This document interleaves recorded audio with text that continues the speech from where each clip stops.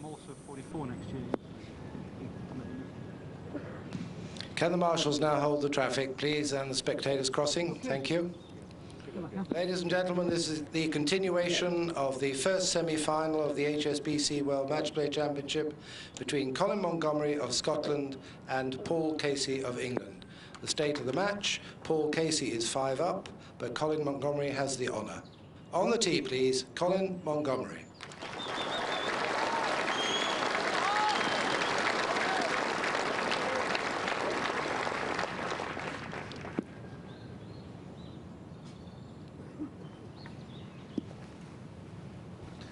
So important for Montgomerie to get away to a good start, and a good start would be 4-3-4, say.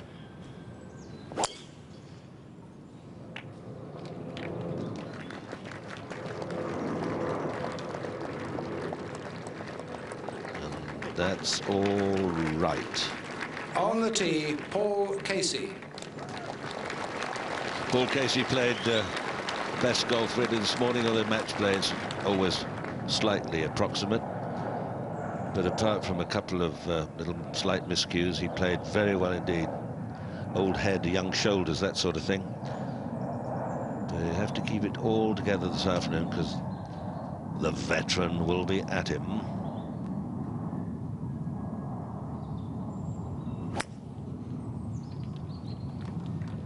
Quite a lazy swing, which generates tremendous power. The referee for this match is Steve Cox, and the match marshal is Gareth Granville. And off they go. Colin Montgomerie, still in the familiar, well, the familiar clothes from this morning, looked rather somber. I thought he might have had a long lunch break. I thought he might have changed into something a little bit different. Let's have a look at the first hole with Ken Brown. Well, it was a demanding par 4, 473 yards, with some additional bunkers being put in during the winter period. What did you think of these new bunkers, the changes that Ernie's made to the course? Well, yes, Ken, I actually toured the course this morning, and first time I've seen all the changes. To be brutally honest, a lot of them seem, quite obvious, the work he's done, and hasn't really changed, if at all, at the greens, the contours, really just beautified a lot of bunkers, added an awful lot of bunkers off the tee, in landing areas. Lengthened quite a few holes, which again seems to be a little bit of the obvious way to go these days. I think the experience a lot of players are talking that they quite like fiery golf courses with the odd very tricky 2-iron wedge hole that really can twitch you up, or maybe have a go for it with the driver, and if it doesn't come off, you run up at 6s and 7s. So, but at this time of year, the course is in great shape and very little wind. I mean, quite unusual light breeze for this time of year, wouldn't you think? Most unusual. It's fairly heavy overhead, and although it's dull, there's reasonable conditions for playing. I think conditions are very good. There's no glare, there's hardly any wind. The course is playing very well, although it's, as Nick was saying, it's been lengthened. But the golf balls are better, and the club has supposedly hit them further, so it remains the same. Yeah, it hasn't made a lot of difference, to be honest, Peter, is it? The guys, if they're laying up, they're still laying up into the same position, or position themselves.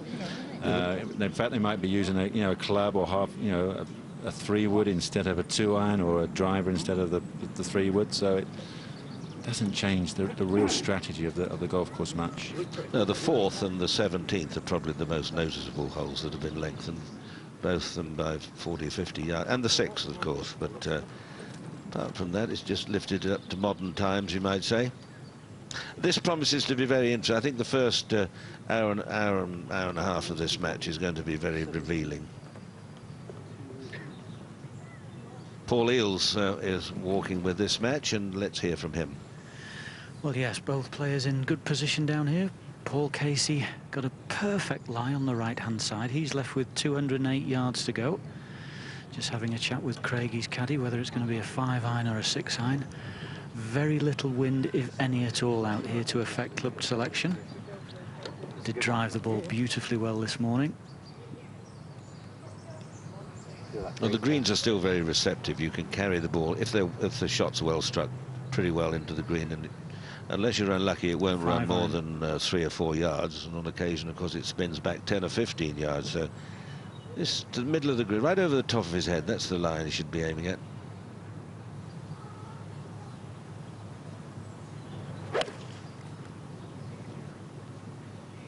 Green tilts right to left,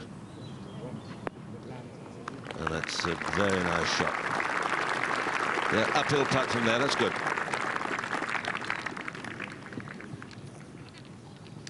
Well, Colin Montgomery was very complimentary about Paul Casey. He said, if this fella drives the ball well this afternoon, I'm in trouble. But he said the game isn't over yet. Colin's got 202 back to this pin. This is a flag on the right-hand side that will suit Colin's eye. He can aim it at the middle of the green and just let it drift from left to right. Yeah, Paul Monty always likes to get his excuses in first, doesn't he? Just in case. But, you know, he can play very aggressive this afternoon. I think if Paul Casey, well, see, I was right on line, but a little half a club short. And it's actually trickling back. Ken, these greens look to me like they squeezed an odd yard either side. Same shape, but all fractionally smaller. I think you're probably right.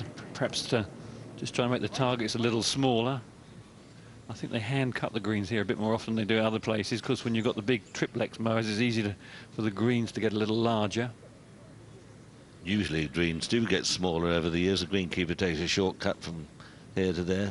They don't often get bigger. You'll notice some older courses where the bunkers used to be right into the green side, now they're 2 or 3 paces away. But I think it promises to be a very interesting afternoon. We've got one Ryder Cup player certainly in tomorrow's final, one of these two. While they walk up to the green, we just go to the practice screen. The practice facilities here at Wentworth are quite splendid. And a big putting green. The second match, of course, Robert Carlson, Sean McKeel, 1 up, and Julian Tutt. And people, I think, sometimes wonder why the players spend so much time in the interim hitting balls, which they have been doing. Now they come onto the practice putting green.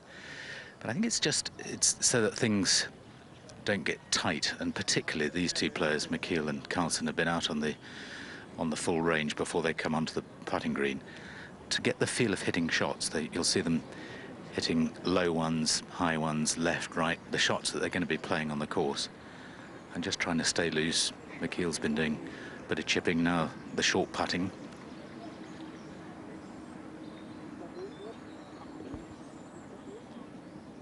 So important to get your touch early on. They do cut the greens between the morning and afternoon rounds, so once again, you're just trying to get your feel.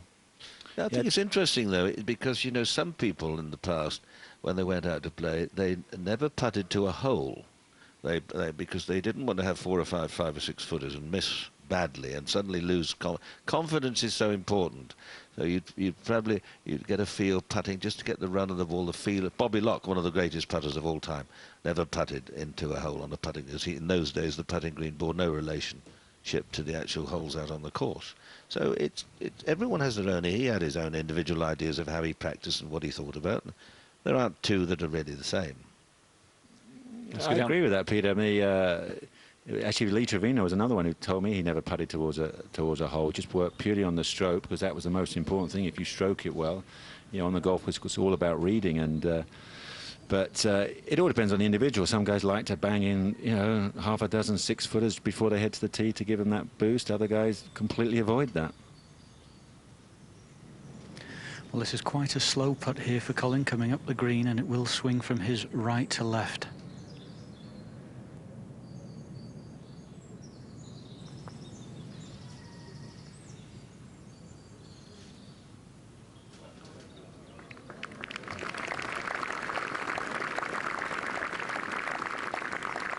Some youngsters for your junior series there, Nick.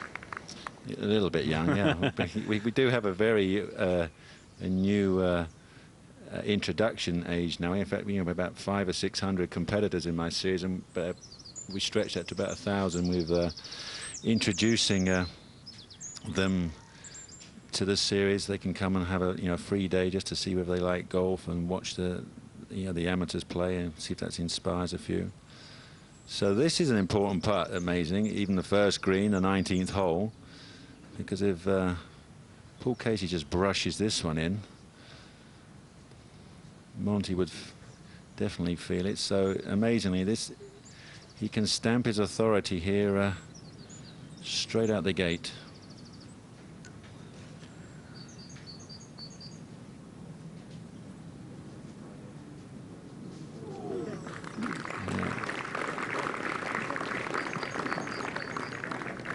Hole halved in 4. Casey remains 5 up.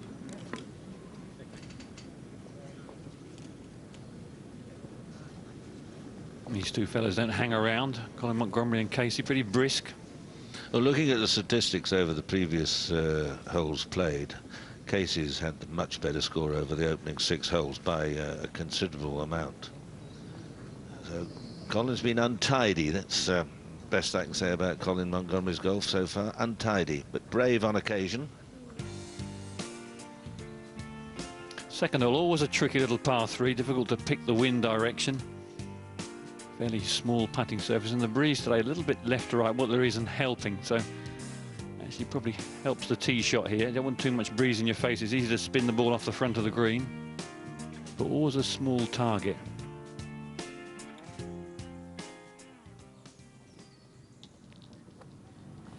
This Ken's probably about the best pin position on the second. That front right-hand corner, plenty to look at. Massive bunker on the right-hand side, and as Ken said, the spin factor for the players is the major factor. If they can just land this, 10 feet past the hole and bring it back for safety, no point taking a. Oh, Colin overdid it. Just almost a full club too much. That wind direction, Ken, looked unusual. That's kind of, the warm. We've got a lovely warm day. They're forecasting might get to 75 degrees. So normally it plays kind of, left to right into you, the first, and then makes the second a smidgen into you. So there's our wind direction. That's almost like a summer wind for September. It's quite unusual.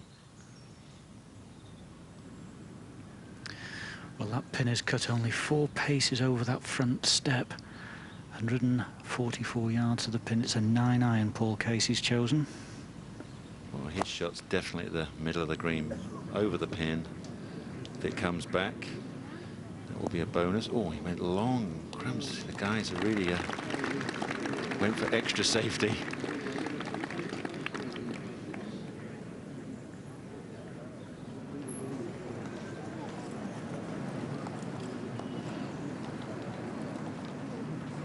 As ever, plenty of supporters out watching. Event has been played since 1964. Remember the old days, Peter, Arnold Palmer and Neil Coles? Oh, yes, all the greats have played on this course, not necessarily in this event, going back to Walter Hagen and Hogan and Snead, Nicholas, Peter Thompson, all that lot, Hazell Irvine. There's been some great games here. And a great mixture of games. Sometimes we've had 3 or 4 days when hundreds of putts have been holed. Now this particular event, McKeel has holed some putts, but he's about the... and Casey too has holed a few long ones, but I remember Bob Charles and a few others, Hazell Irvine, holding putt after putt after putt here. But they're funny greens, they're not easy. Casey, there you are, beat Retief Goose. That was a surprise. The first day we lost 4 or 5 of the best players in the world, which was a shock. 6 and 4. Mike Weir yesterday, well, their game was a bit scrappy. Weir injured himself on the 14th tee, pulled a muscle, did something. I hope it's not too bad. But he's played some powerful stuff. Casey is not very consistent or consistent enough. He's a magical player when he's on form. But that's the difference to Tiger Woods and them. Tiger seems to have flair and consistency.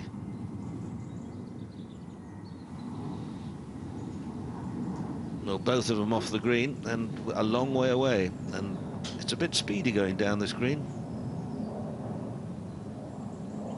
Absolutely right, Peter. Coming back toward the front of the green here. Colin's on the apron of the green. He can put it. Paul Casey's just in the first cut, so it's a choice of whether to chip or putt for him, but he's got the putter out. It's so important for Colin. Obviously, he's trying to hole it, but to just get this one right by the hole. Give me distance, and then leave Paul Casey with the worry of 2 putts for the half.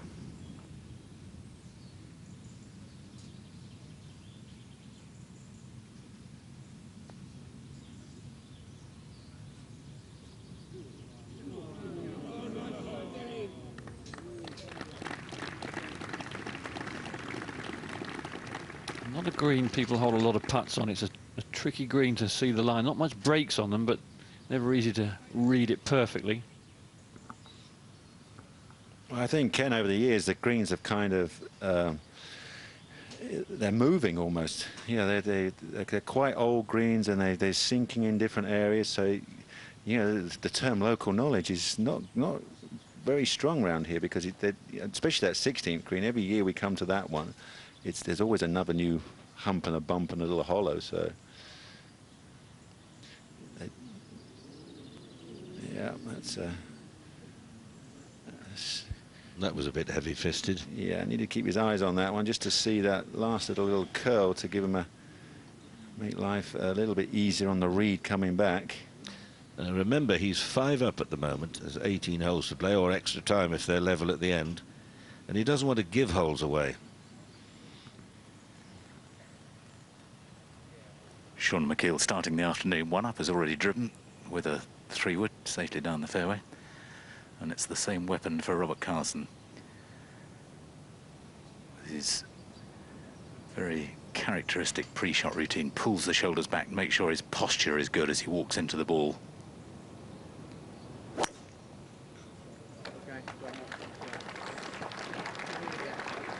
The referee for this match is David Williams, and the match marshal is Nick Todd.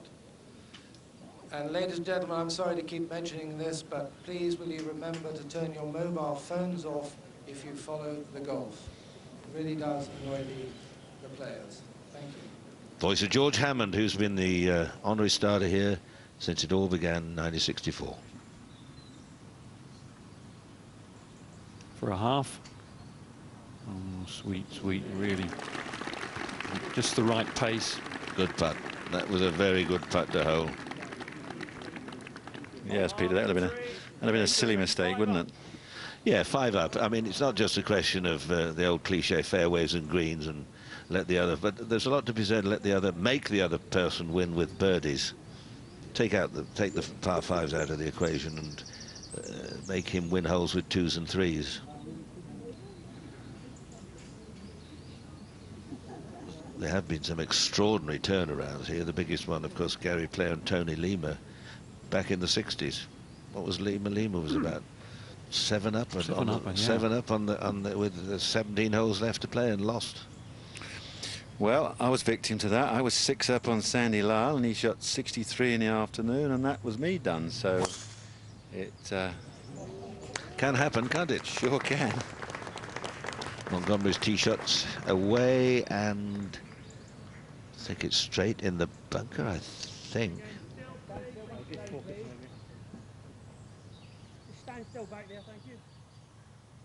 Oh, very interesting. This is how all the players played this 3rd hole this morning. Ball flights and exactly where they finished. The high towering one, as usual. The high hitter Paul Casey, the red flight. Well, advantage Paul Casey. Can he get this drive in the fairway? Colin found the first bunker on the right. Yeah, looked very close to the lip as well, Paul Monty's tee shot, so he may have to lay up. Have you tried these TrackMan computer things with your ball speed and such like? I have, Ken. I mean, this has been the major leap forward in the technology, and we talk about the ball going further and the driver, but it's the guys go on these launch monitors. You know, the companies out in California have got these test centers which they've spent tens of millions of dollars developing, and the players can go there and you literally hit golf balls on a computer with a dozen different drivers, you narrow it down, and at the end of the day, they will hand you your driver, and say, that is the one, it's perfect. You know, it's coming off at 11 degrees launch angle, at, you know, about 2,500 or 2,800 revs. You're getting this carry, you're getting this run. What more do you need? You know, just go and swing it now. So it's that is what's made the big difference, and that's why I kind of feel, you know, how can it go any further? Because, you know, having that technology, as we whiz back and have a look at the two flights, and these are actual ball flights, as I think Ken was saying, the launch, the spin, the direction, everything, pretty impressive. Thank goodness nerves still come into it, though, Nick. It's as Ermin Darcy said when he went round the Ping factory seeing all the magic tools. I said they're wonderful clubs, but it's no good if you can't play. And I think that's very true. You can have all the kit in the world, if your nerves fail you. Exactly. But it's, you know, it's also, there's an awful lot of players who don't even know how to put a grip on, I should think, who let the club manufacturers do everything. I mean, in my day, coming down and visiting Barry Willett down at St George's Hill, and you know, and I love to have my own workshop and tinker away. As we come up to the top of the hill at number 1. Carlson trying to fade one in with a 5-iron. Looked like he did it, Julian. Oh, he sure did. Look at that for openers. Even keeps on the low side of the hole. That was all intentional, I'm sure. Well, this is the ball of Colin Montgomery. It's far too close to the face of this first bunker down the right, and he'll just be laying up.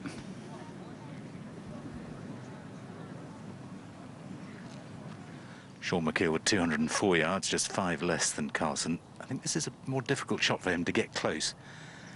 Tends to see the flight right to left, although he loves trying every shot. He's got a 5-iron as well. Green's soft enough that he could go in over the bunker, but that's a dangerous place to be. Well, that was, again, spot on line. Just that front edge is a little bit more upslope there than we can see on TV, and absolutely takes all the momentum out of the golf ball. So that's a good follow anyway. And Monty, as I thought, completely up the face. So just going to probably, no, it might be a 9-iron wedge. Move it up there sensibly. Don't want to do anything daft and pull it in the left rough.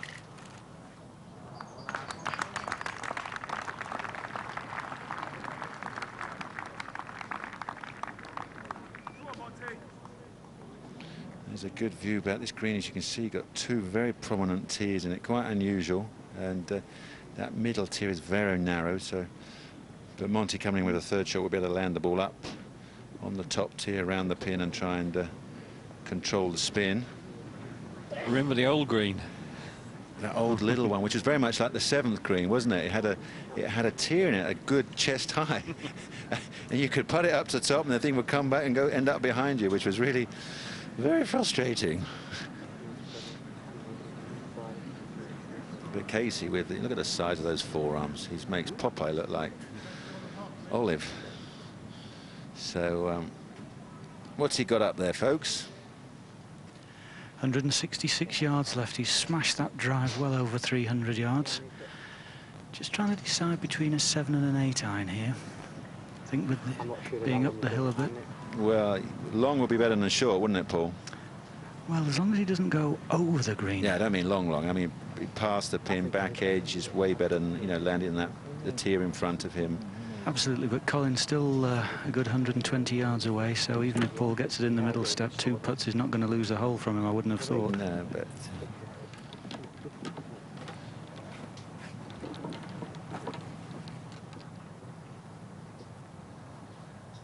yeah, look at them. It's a 7. Rolling the old... We used to do the exercises, rolling the brick up the old broom handle. They've got rather more fancy gadgets now for wrist exercises, but can't beat the good old brick on a stick. And that was a poor one. Safe, nothing majorly. That's fine. Actually, that's a good miss, to be honest. Personally, I think if he lands on the short and spins, he could end up on the front of the green, and you'd feel, you know, that's a simple chip for a... Leave it to Monty to see if he can tie him at 4.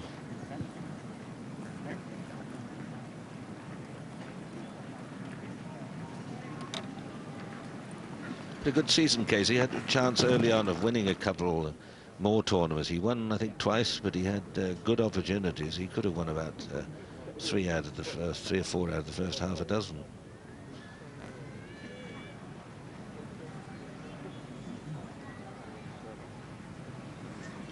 Ken Patterson's emailed us and saying, why is there no playoff for the losing semi-finals? Well, they used to, Ken, years ago. There used to be a playoff, 2 matches to give spectators something else to look at and more television. And I don't know whether the players got disenchanted or whatever, or the powers that be didn't think they should bother, or the competitors wanted to get home. But there's only the one match now, the final tomorrow, which is 36 holes starting at 9:15. Okay, what's the difference in the prize money now between 3 and 4? Have a look there. No second prize is £400,000. Quick gander at the. I would have thought it's worth carrying on. You know, another 100 for just walking up the first. No, they both get 120. The losing finalists at the semi-finals get 120. Yesterday, 80, and the first round winners got 60,000. The huge differences between the winner and runner-up. Well, you're still playing for £60,000 there. Good maths, Nick. 40,000, not even close. So, yeah, they've been very fine.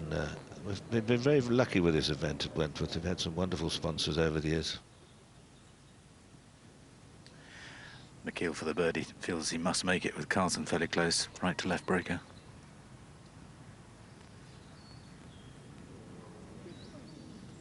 Only needed hitting.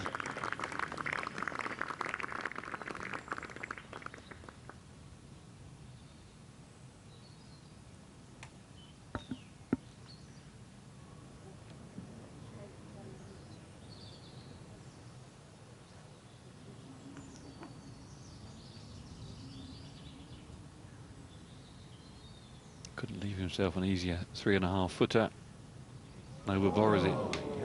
Yay. By such margins, the games are won and lost. Hole halved in 4. McKeel remains 1 up. If you make a list, if you've got a bit of paper and a pencil alongside, you could just keep a tally of how many opportunities missed, and you'd have to chalk 1 up here against Carlson. Just too much speed, you could argue. Well, Colin, coming up short as you usually do on this 3rd hole. Ball spinning back, just stayed on the 2nd tier though. But this will be for a par 4. Paul Casey's ball's fine, just pin high to the left, and he'll have a straightforward chip shot. McKeel's got a 9-iron for a 142-yard shot here. He's got to give it plenty. Cannot be short or you're back down the hill.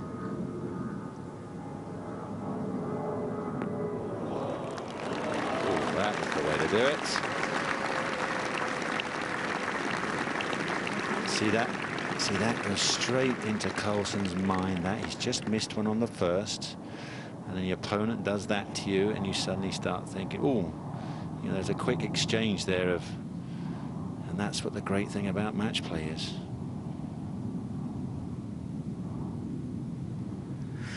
And there's no question that this tournament means an awful lot to both players. Carlson sees it as one of the biggest he's ever played in.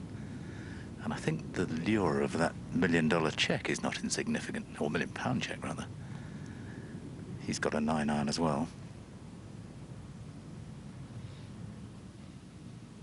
You could buy a lovely little island off of Sweden for that.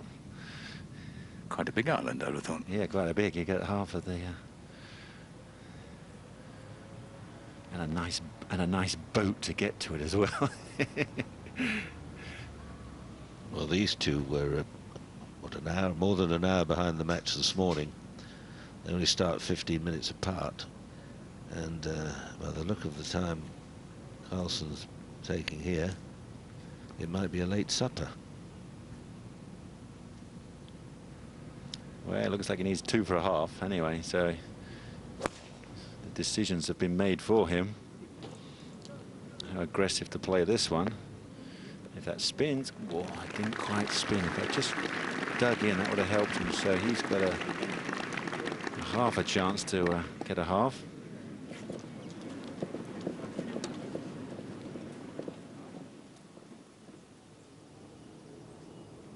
Little ledge to come up. Montgomery's par putt. It goes. Good effort.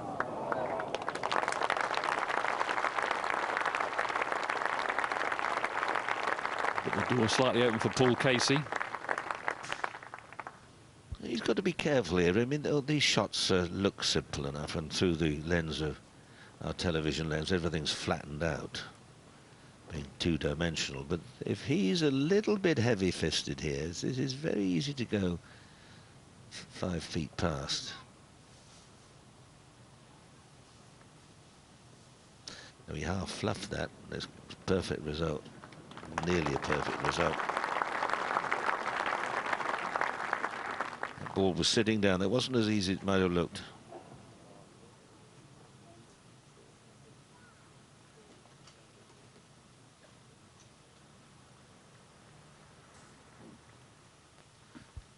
Yeah, it's sitting down there. It's a sound, really, that you could just hear it sort of cliff. It wasn't a neat little sharp clip because of the length of the grass. Now this to win the hole. He's getting on with it straight away, so yeah. Now things are getting serious for Monty. That's, you know, after what he talked about at lunchtime, and that's the complete opposite. So Casey starting to cruise as they head down the 4th, and this has been seriously lengthened. The players now has a draw off the tee, and to turn 2 blind bunkers down that left-hand side, which was a bit cheeky, Ernie, I would have to say. And pop it in there, and then you turn him in again, probably play another draw, land it front edge, and it's a massive right to left slope on this green, and you try and feed it down. See those extra bunkers on the right tighten this hole up, and the tee coming back about 40 yards. That's made a big difference visually. I mean, that left-hand edge, Ken, is right in your wing mirrors, isn't it, that left-hand side? Yeah, especially if you hit a cut like I did. He's never got on that fairway. We can't. Oh, look at that. He's hit a 3-wood and bombed it over everything. So we need another rethink. Put the tee down on the 3rd green. And then, yeah, this is the problem now. We add another 40 yards to these holes, and the guy hits a 3-wood. Well, Colin likes to see the ball go left to right. It's a driver for him. And he's talking to it. Well, I think it's down on our left as we look from here somewhere. He's not driven the ball as well as he usually does. I guess, yeah, when he gets, I guess, tired or a little tense, then Monty gets late on it and blocks it quite consistently. That becomes his bad shot, his Achilles heel for the day. To the 2nd, Carlson, first to putt. And needs to hold this with Sean. Maybe oh, great effort, swung right across the face of the hole. So, and he loses that one, so that will hurt Robert after missing the one at the first. Tries to got 2 down and got to regroup and get back into it straight away, up down 3 and 4. That was a classic example of these 2 tee shots down the 4th. You get the right shape, you get the shoot off the downslope, and you're then going with a middle to long arm, but you get the wrong shape off the tee, and then suddenly green almost out of range in 2. As the fellas come round the corner of the dog leg. Casey now 6 up on Montgomery.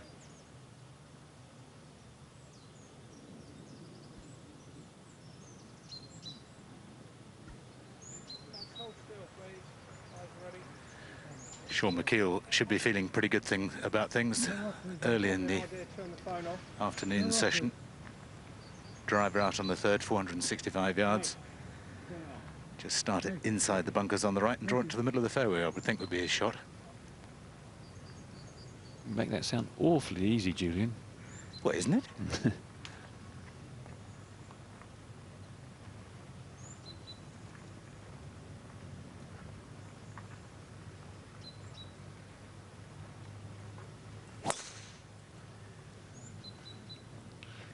Looks like he needs to draw a bit more than he... No, that's perfect. He's kind of bombed it up hard up the left side, and That's fine now. How's this rough-looking dueling out there? Well, of course, in the old days, that would have been in the rough, wouldn't it? On the, yeah, the that's what I was left-hand side thinking. of That left corner was, and it was like, oh, seriously wet, and it was a career shot to get that thing to the front of the green from there. They've widened the fairway considerably, having put in extra bunkers on the right. That makes sense. You sound as if you're not a great fan of what Ernie's done here. I'm on the line there. Yeah, I'm not, to be honest. I mean, I'm an absolute lover of Wentworth, and I'm probably feeling a bit miffed that I didn't get the opportunity to have a go. Yeah, You'd have liked to have dug up all the greens. Yeah, I'd have tipped it upside down, and 4 years before they were any good again. No, I think we can do a better job, Peter, with my photo design. We know what we're doing. Yeah, but we have a climate here, you know. Northern Europe isn't conducive. Don't you can't worry, just throw seed on and jump back like you can in some I'm of building these a golf course in Iceland right now, so... Oh, that's wonderful there. Yeah, sure. Hot water comes out the ground, you squids in. There we go. We're going to have that on each tee to warm your feet up. they think they're telling me confidently they've got a 7-month season. I was there for the 7th month and I froze my ears off. So here we go. We come back and get the little technological bit. Here's the ball flight. Look at the difference.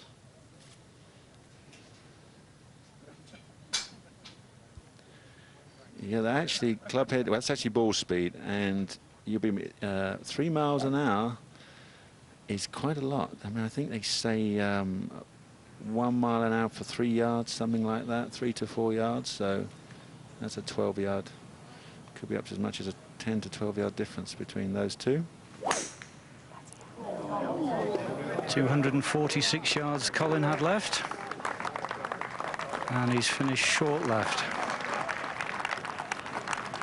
And all depending on the lie, that could be tricky. I mean, if it sits down, you've got to land the ball on a down slope, and then the ball, I was saying before, breaks hard right to left. But pin may be far enough back to give him an opportunity to get inside 10 feet or so.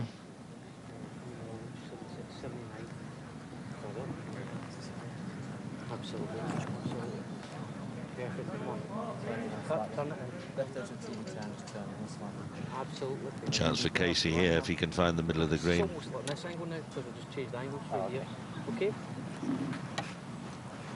do you think, Ken? Sort of a medium 5 or 6 iron? Maybe a bit more, I suppose. No, it looks 6. It looks, yeah, 6 to 7 even. 196. It's a 7 iron for Paul Casey.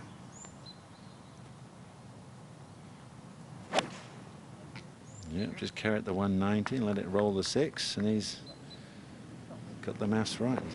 Like that. Just plugs it into the green. That's what makes life. That's what boosts the professional's confidence. If they know the ball will stay exactly where it lands, that's like shooting darts, isn't it, Ken? But you imagine it, 196 yards and a 7 iron. It used to be a 4 iron, didn't it? You're Certainly right. a 5, yeah, good 5. Yeah. Joyce Hockey has called us. 2 books we mentioned yesterday.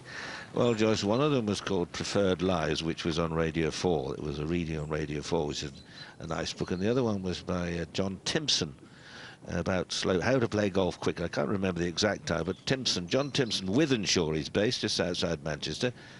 So I'm sure with all the technology around today, it won't be too hard to find out. But they're both interesting little books. And there's another one you could get to, the William Ford, Beckenham Publishing, Pocket Guide to Golf Courses in Ireland. I've got a copy. It's one of the best little books if you're going to play golf in Ireland. It's an absolute little gem.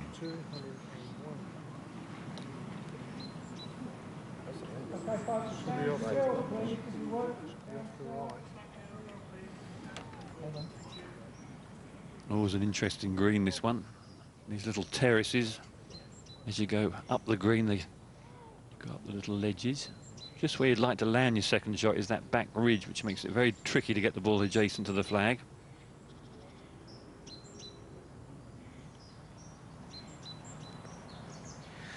Sean McKeel from 192 yards, second shot to the third with a 4 iron. Difficult to get it onto that back tier and keep it there.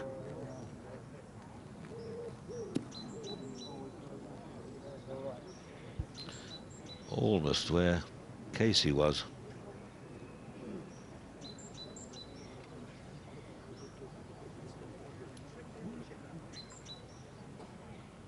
Well, neither Carlson nor Montgomery have got the start that they would have liked. Carlson missing that 5 or 6 footer on the first to win the hole, and then the 2 from McKeel at the second has put him a couple behind, and Montgomery's lost a hole in the first 3. It looks as if he might lose another one. What are the difficulties for a tall golfer? I mean, he's 6'5". It does have its problems.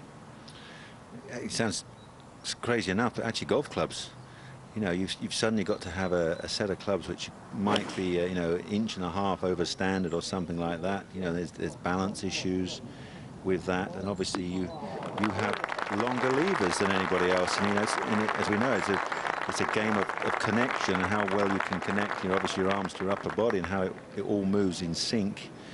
You've heard that expression used a lot when the player says he's out of sync, when the body and the arms are just not in timing. So a tall player obviously has a you know, more moving parts, but if he gets it right, he's got a greater arc, and you can play within yourself. So Monty's come up fine with the lie, absolutely perfect, so no problems to pitch that up one, and keeps it below the hole, which is a sensible miss, and should be able to brush that one in. And but as we saw, Paul was right there, so if Paul wants to be Mr.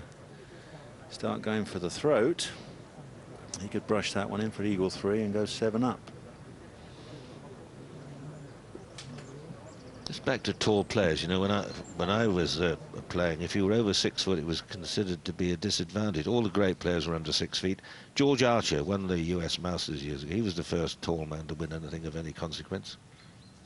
Well, you're right, Peter. And the first guys that broke that mold were Johnny Miller and Weiskopf, you know, at Troon in '73, because that was my first Open I went to, and you know, I'm 6'3½", and as you said, they're a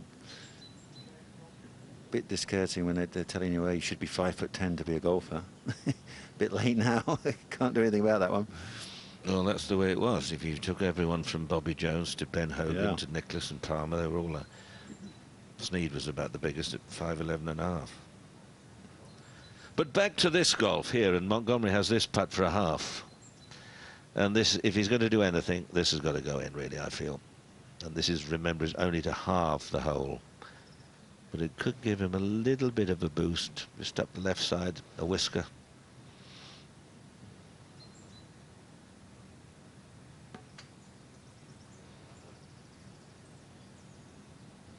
Needs to be firm, because this green breaks hard to that right-hand corner. Oh, it didn't hit it across the top side. That's a surprise. Casey that wins one. a hole in 4. Casey So is now 7 up. I think now the legs will be officially tired, and Monty's got to dig seriously. Let's have a look at that one. It rolled nicely and just didn't break. That one hurts. Well, that's a surprise package there. Nobody this morning thought that at this stage of proceedings Montgomery would be 7 down. I thought it'd be a very close game indeed. If Montgomery really played his best, he might just have the edge if Casey was a little bit wayward. McKeel down below the green. I think he'll try and hit a little low checker in here, get it to check and then release. Hardly any break, a touch of left to right.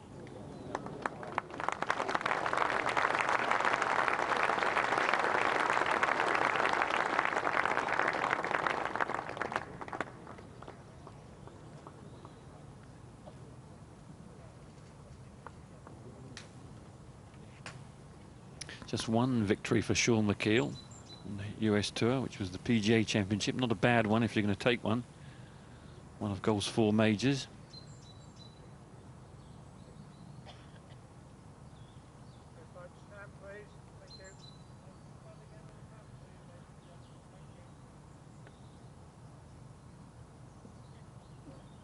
Won that at Oak Hill. I heard you talking earlier about that wonderful shot you played at the 18th, the Ryder Cup. Yeah, he came to the last needing a 4, didn't he? Hit a 7 on and hit it an inch from the hole. So that got rid of all the nerves of trying to jiggle it into the hole to win a major. Anyway, Robert,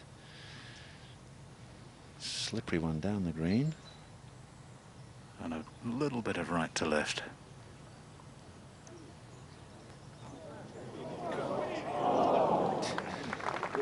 Julian, I want my money back. It didn't go right to left. It's supposed to go right to left to start with and then straighten. Oh, I thought it was the other way around you were describing. Remains 2 up.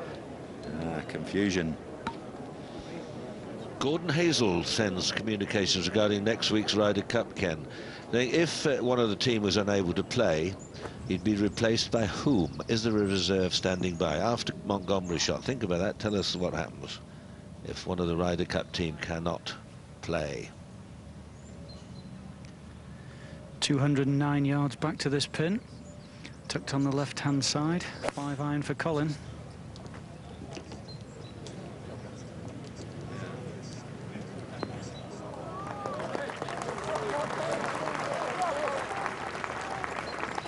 Not sure.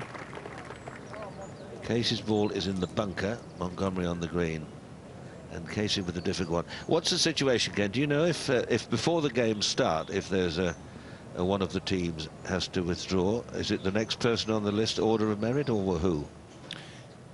Do you want that one, Ken? Or, well, I believe if the player has come from the top 10, on our team, then obviously we'll go to number 11.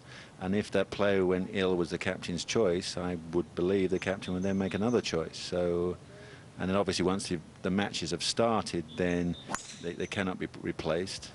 And then on Sunday we have the dubious task of the captain has to put a name in the envelope, where if there's an illness on the other team, then that envelope is opened and that match then became that match and then becomes a half. So that's one of the probably one of the toughest jobs for the captain, I guess, to put the name in the envelope and keep morale. Well, I know it's never been you, but it could have been me.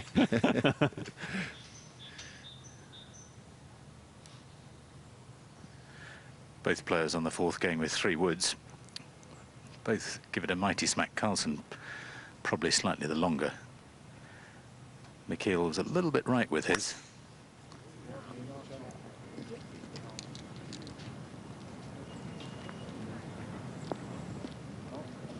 Don't see why they should be taking 3 woods down this fourth hole. There's nothing in the way. They're not going to reach the little ditch that goes across the fairway.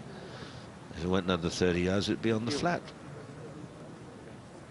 Well, Mr. Casey might get too close to the green. He only had 7-iron, Peter, so... Well, you come round, there's a little ditch. You see, there it is. I don't think anyone would get that far. There used to be a bell there. I used to take great delight in ringing the bell.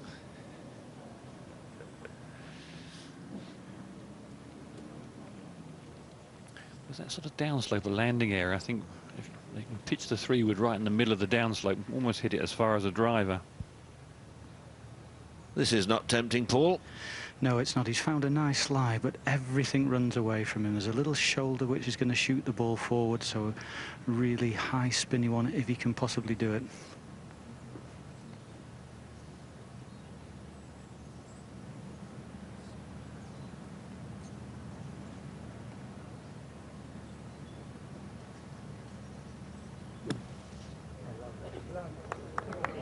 Oh, and he overplayed it. It landed, and in the first cut it would have been absolute perfection, but landed on in the rough there, and it killed it. So played it well though. Always annoying when you overplay one, when you get a really difficult one and then you go for thinking end up with a bit of overkill. Then you think, oh, I could have just played a little bit easier. And in fact, you can't go past the pin. That's another scary part. Another two to three paces in that left-hand corner of your screen there. There's a slope, and that would send the ball another 20 feet away. So he left himself. Well, it was a poor miss, actually, to left himself.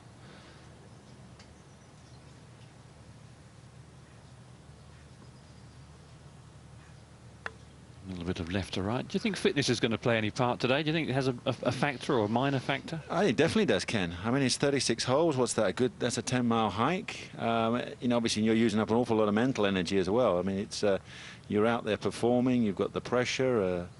and you've been here all week. These guys have played already played 72 holes to get to this stage, and yeah, you have to dig deep. Anything, you know, if you lose your concentration here, that makes the 36 holes so fascinating. You can be 4 up or 4 down, and you can turn things around simply because there's some kind of a emotional or mental swing, let alone the golf. It's become a big thing, 36 holes, over the last 20 years or so. Nobody thought much about it years ago. But nowadays it's a different routine. Players come to the court, practice. 18 holes is the same if you go on holiday. Nobody plays 36 holes holiday golf, or very few anymore. Everything is geared differently. But they shouldn't get tired. They're as fit as fleas. It's the dreaded 6-hour rounds in the holiday golf, isn't it, Peter? That's what's doing a lot of damage. You fellas made it slow, and people copy you. Thank you so much for that compliment. Remind me to bring my crash helmet for tomorrow. So anyway, Monty now has a straightforward brush in, and he'll be quite surprised to be given an opportunity after going 7 down. An opportunity to sneak one back. Boost the old morale, old chap.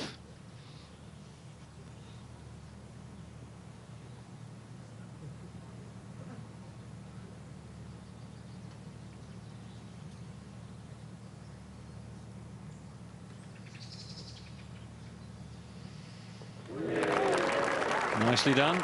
Bit of a roar. So he's just 6 down.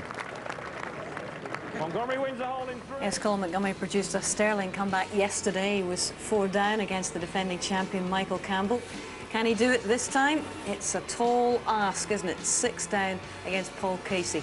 Sean McKeel, 2 up, and we'll be back to the golf very shortly. Remember, the winner of each of these semi-finals is guaranteed a paycheck of at least £400,000 by booking a place in tomorrow's final. So back to the golf in a few. To the winner here at Wentworth in the HSBC World Matchplay Championship, a championship that's been going since 1964. A distinguished history. Who will be taking the honours tomorrow evening? Well, we're at the semi-final stage here. Let's remind you of the situation. As it stands, Paul Casey 6 up, going very, very strongly against Colin Montgomery. They're at the 6th hole in their 2nd round of the day. And it's Robert Carson who has some chasing to do against the man who beat Tiger Woods earlier this week, Sean McKeel of America. They are on the 5th hole.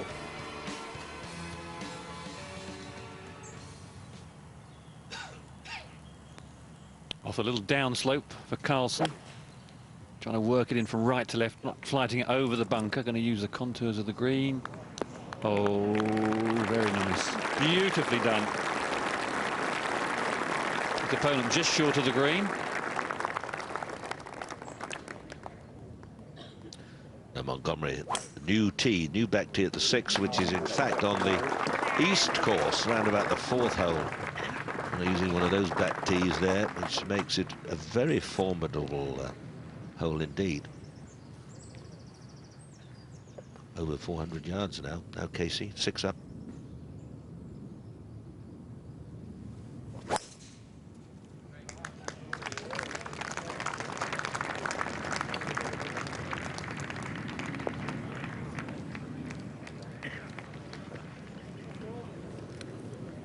Done the important thing, both players missed the 3 bunkers that lie down the fairway. 2 on the left, 1 on the right. McKeel off the 4th green. It's one of those he might have decided to chip. Just got a little controlling spin on it, but he's got the putter out. Gonna go over that little bit of fringe grass to start with. Then it's steeply down, well, a little more steeply downhill to start with. Then levels out a bit, but quite a lot of right to left break. Yeah, this is a big right to lefter because he's got a diet at the hole. He'll be going almost sideways as it's slowing up.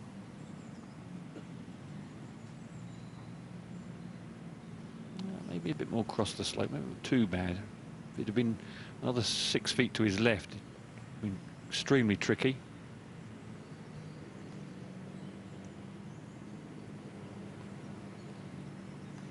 There's a very vicious slope on this green across the putt here.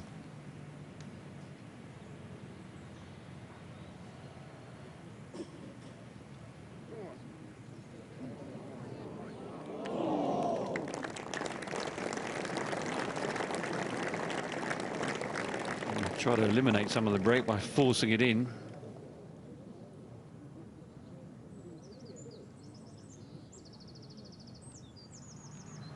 ...165 yards for Colin. There's not a breath of wind down here. Oh dear. Oh dear's right, just dragged it again some 10, 12, 15 yards offline. Flag's not in the easiest position, front right. Things are not going as he'd hoped. There isn't a whole lot to go wrong with Montgomery's game. I just was watching him on Thursday on the practice ground, and he had his ball position quite a long way forward in his stance. Yeah, well, that's the sort of thing at this level. You know, hands a bit low and ball not quite in the right position can make tremendous difference.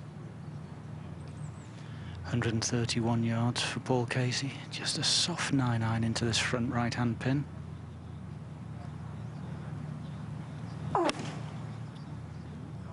Hello, that sounded like a hooter or something, or a stifled sneeze. But he's on the green. You guys sneezed, didn't he? A monster sneeze, we're told.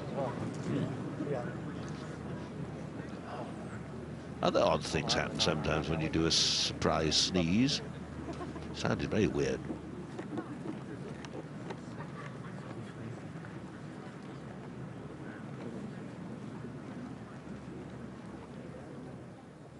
Have a look at the two swings. Very athletic action of Paul Casey. A slightly more old-fashioned style from Montgomery. Takes the cover a long way outside the line. Montgomery then drops it on the inside. Very similar timing, and through the ball identical. Montgomery has a much lower flight, drives the ball, whereas Casey, having been brought up as much of the time in the American colleges, it's a much higher flight.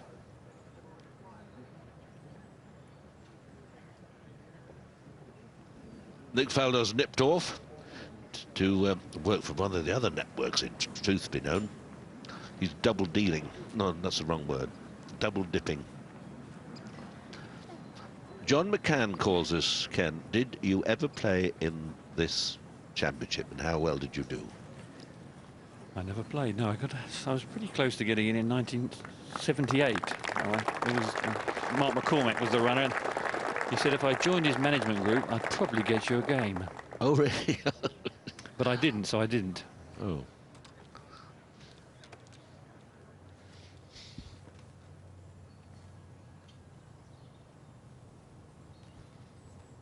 Left to right and speedy. Pace, keep saying speed, but it's you watch if it goes too high. That's looks now, is he? No, watch it. The weight of the ball and it just lobs away. It's a good lagging putt. 4 holes gone of the afternoon round, and Carlson's played some good shots. And a very good second shot into the drive and second shot at the first, missed from about 6 or 7 feet. Bit strong at the second, and he's hit some good shot in here. This for a half, this to stay 2 up. Nope. So back to 1.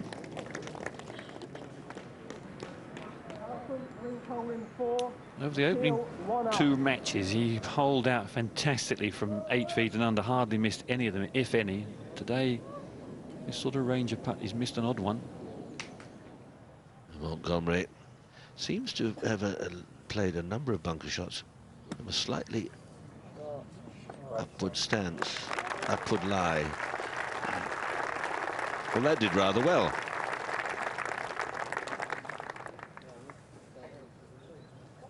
He's left himself a slick putt, though.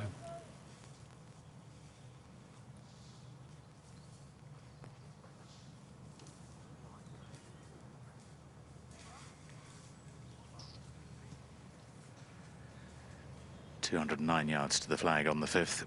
Really difficult one to get close to. It's only 3 yards to the right of the hole. You hit the downslope and get onto the lower level.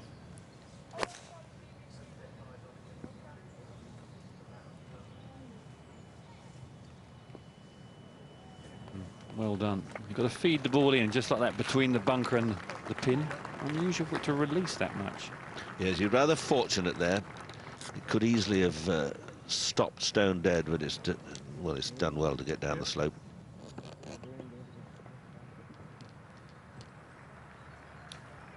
Sixth and Casey. Birdie chance this would win the hole. Hasn't hit it, has he? Or has he? No. Very slow up there. But he knows his opponent's got a dastardly putt left.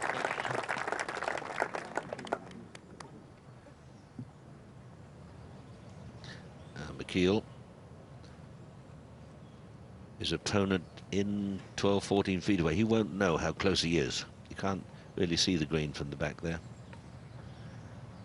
McKeel's got a 5-iron.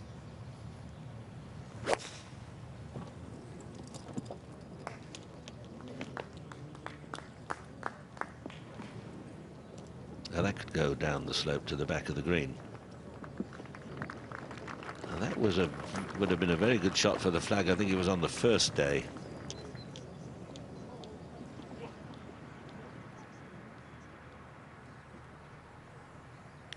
Oh dear, just a forward press required here. Oh, wonderfully holed. He's just hanging on by his fingertips. Casey remains 6 up. It's a good putty hold there. Back to the other match. McKeel and Carlson.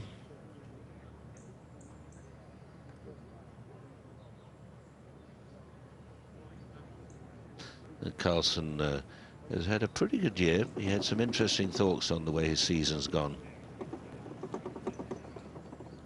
I have felt over the last, I'd say, probably 18 months quite comfortable on the course with my game. The long game has been in pretty good shape over a long time, which has been very nice. And then short game is sort of coming along more and more, and I feel very, very content with myself on the golf course and off the golf course as well. So it's been a good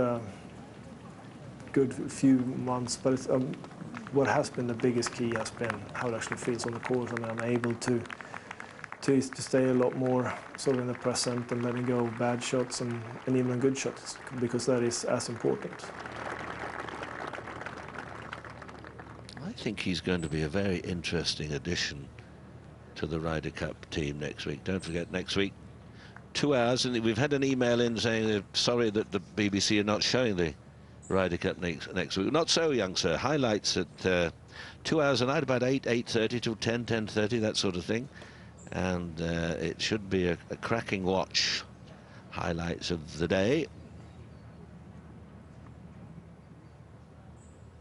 The very upright swing of Robert Carlson, 6'5". You can see how high he gets his arms at the top of the swing, then he just drops them slightly on the inside on the way down. Limited hip turn. A very modern looking swing. The equipment allows you to really drive the hands through the ball, no flicking at the ball. A very different action from Sean McKeel. Inside, gets a bit laid off. The club points to the left at the top of the swing, and from there normally you'd hit the ball to the right, but he corrects coming down much more from the inside and then whips the right hand in. That's why he hits most shots with a draw from right to left. It's more difficult for him to fade the ball. Up to the green, and it'll be McKeel to putt first.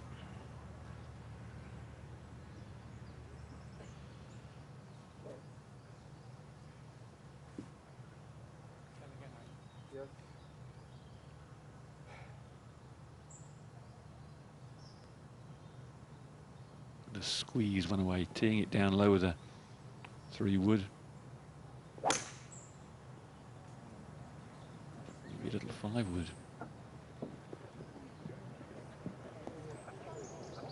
I don't think I've ever seen Colin miss so many fairways. I mean, not wild shots, but I mean, he's just put himself in an awkward position.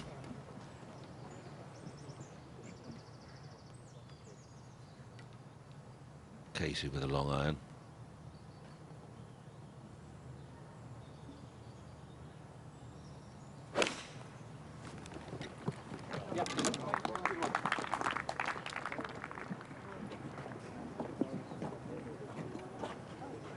He's far from got this game locked up, though. You can see his opponent's not driving particularly well. He's got to avoid making silly mistakes at this stage and gifting holes away, Casey.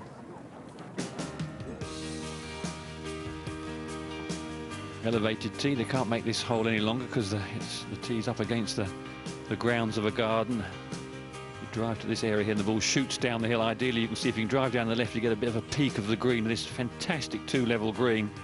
And the wind swirls about. You've got to be pinpoint accurate with your club selection. The pin is 2 yards above the rise that runs through the centre of the green. There's the target and that big slope. Yesterday the flag was at the front, which is in the easiest position.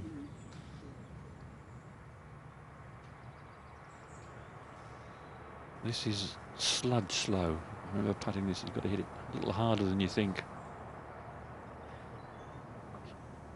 Done that, ripped it by.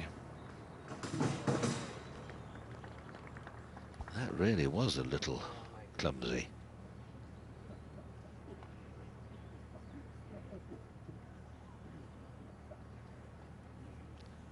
Chipstead Golf Club in Surrey are celebrating their centenary this year. Tomorrow, big match. Annual captain, the vice captain, they have a great do, and then rush back and watch the end of this match on BBC, and maybe Carlson will be in the final, who knows.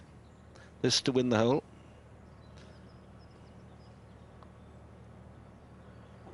It's wandering away, trying to get back. Oh, look at that. See, that was just the weight of the ball took it back towards the hole. Perhaps if it had been a little bit harder, it might have fallen, but McKeel with an awkward length putt to halve the hole. So he putted the last, who took 3 from the very front of the green.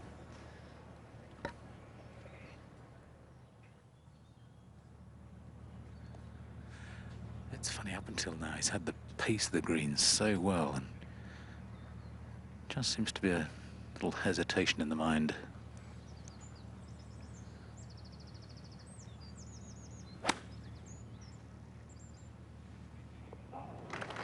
That was a good putt under the circumstances. Good putt to stay one ahead.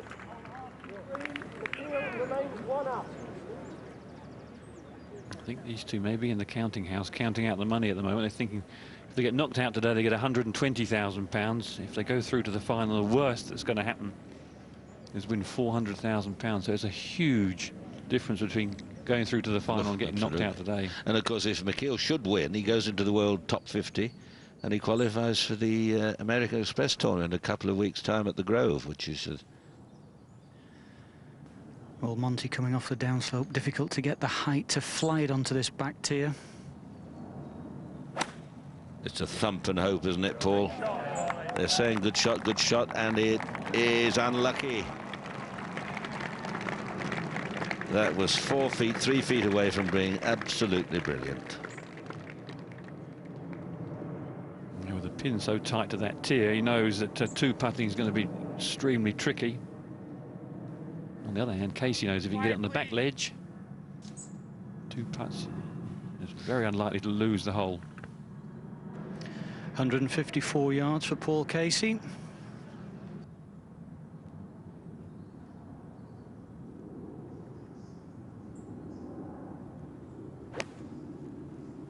Should be a little right of the pin, ideally, and a little past it. Oh, that's a mistake. Down the hill.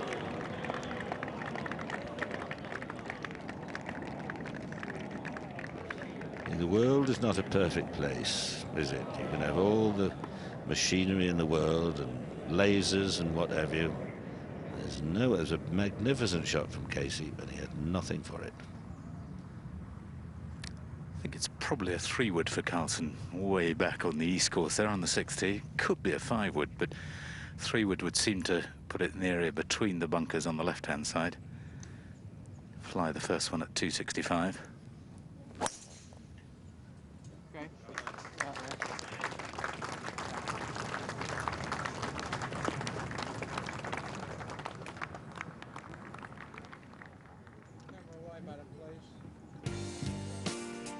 The new back tee, this is a much more interesting tee shot.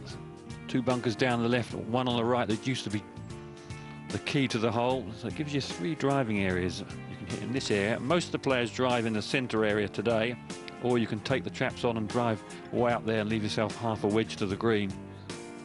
3 would generally put you in the central area.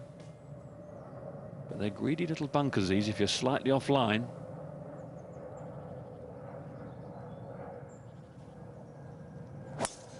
the keel gang with the driver, starting it well right. It's got to come back a bit, or the bunker on the right's in play.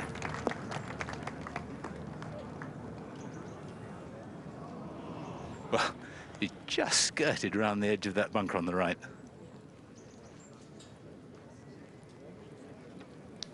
Really did flirt with it. Don't worry about him. How you doing? Alan Bugby wants to know if the Open Championships ever been played at Wentworth. No, Alan, the rules and regulations of the Championships, which were laid out 180 odd years ago, must play on a links course by the sea. Now, Eels. Come in, Eels. Very difficult putt to judge this. Once it gets to the top of the ridge, it starts to run away from the player. That was almost as good as he could do. You've got to hit it hard enough to get it up, and as Paul was saying, once you get over the top, it charges on.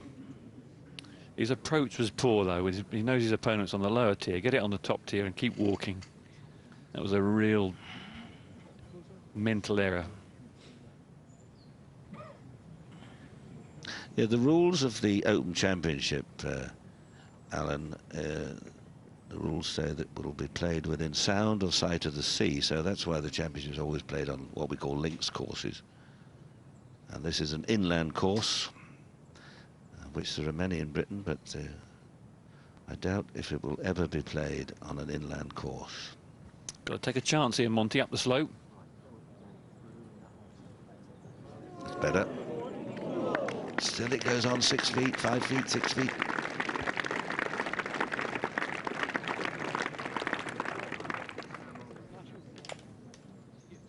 I think this could be a key moment in this match. What happens to these next two putts? Yes, and it'll be Casey to putt first. If he knocks it in, it'll add another dent in Colin's paintwork.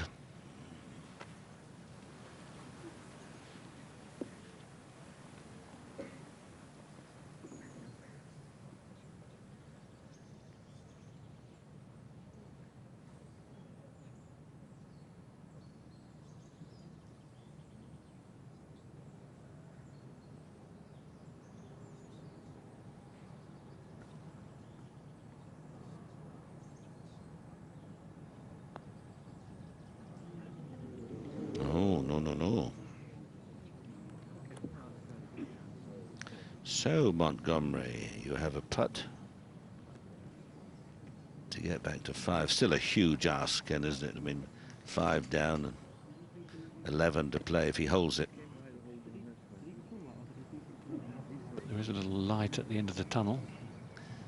Well, Casey's went by it on the left-hand side. Now, did it go that way, or does he putt this within the confines of the hole? Another infamous piece of green, this back little ledge there at the 7th to see the line. Either way, you're going to cross it or back to front. He's certainly got his work cut out to read the line. Indecision in line choosing usually ends up in an indecisive stroke. This is a must.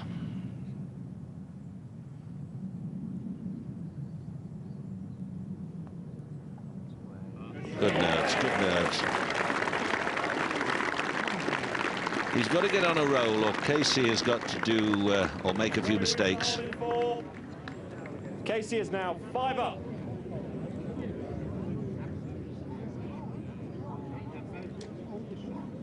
He's a feisty old match player, Colin. He won't go away. He will not. Back to the 6th. Carlson.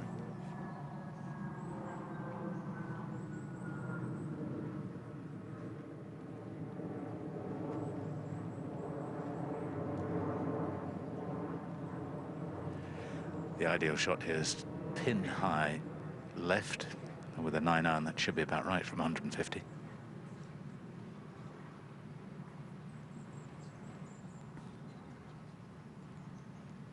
Tempts you to draw the ball into this left pin, and then you end up in the bunker if you overdo it.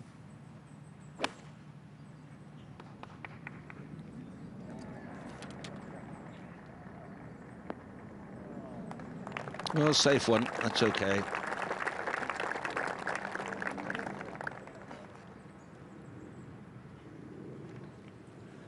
Quite difficult for McKeel to get close, although he's only got a wedge in his hand from 124.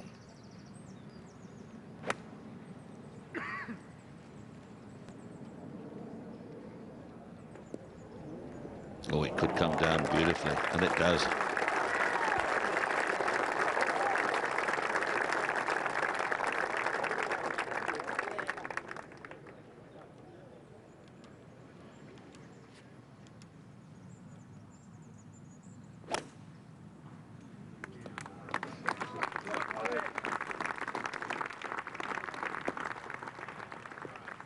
Well, you see again, he's put himself in an awkward spot.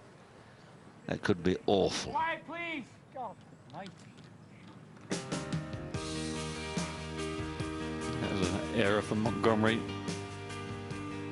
Very much a positional tee shot, and he's run himself in this little bank that's just going through the picture there. It's a bit divotty coming over the water. If you get a poor lie, suddenly it brings that into play. It's an opportunity for Paul Casey to just drift one down the right-hand side. It's only a, well, a middle to long iron.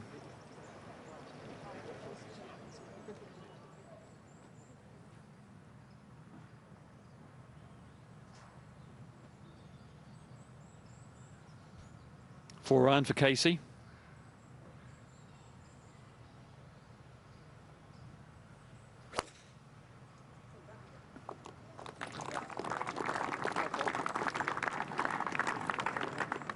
Bit straight, but he's okay. Just, well, that's all right. Almost too far.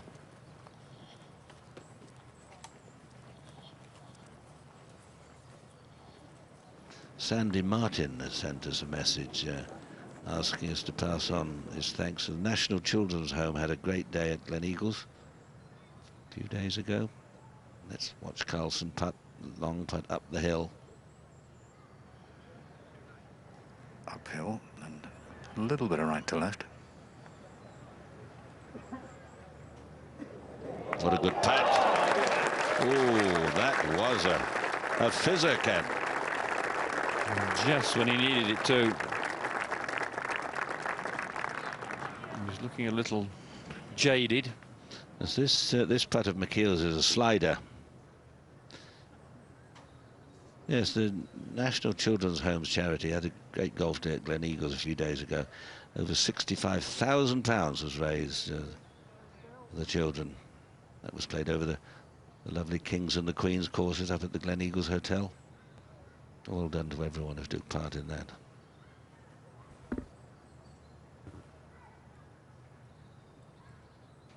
Carlson, 37 years of age. He's been a pro since 1989. He's been creeping up the world ranking, number 44.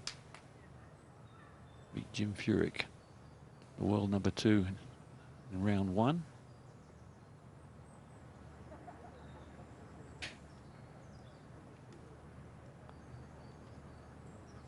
Good putt. Right-handed players hate left-to-right putts. 1.5 in 3. The keel remains 1 up. Well, he had a little moment of shaky putting. By that I mean he didn't quite find the range, which is something he's been very good at over the last couple of days, but he's not letting go. Paul Eales is down there. What's Colin like on that bank there, Paul? Well, he's very close to the foot of it, but fortunately for Colin, he's only 140 yards away. Yeah, don't you stay. He will be able to get a 9-iron or a wedge, but Paul Casey to play first. 144 yards, 9-iron.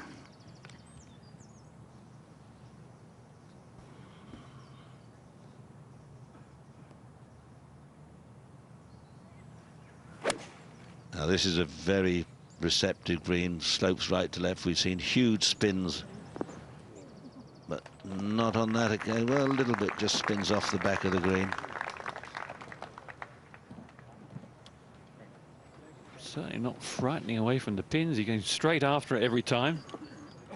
Yes, it's possible to pitch the ball, say, 5 yards short of the flag, but on the right half of the green, and get the spin that'll take the ball right down to the hole. So you can appear to have played not a very good second shot into the screen and end up very close when the flag's on the left-hand side.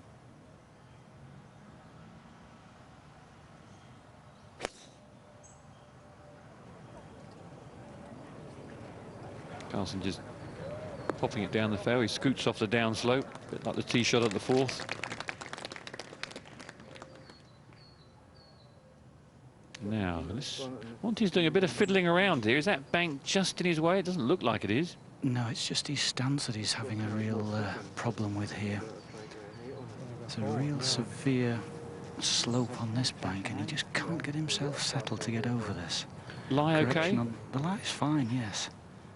He's not going to do it like that.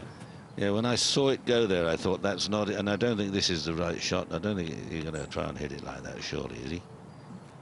Yeah. Is he really? Well, no, this is... No, I can't. Okay. Can't see that.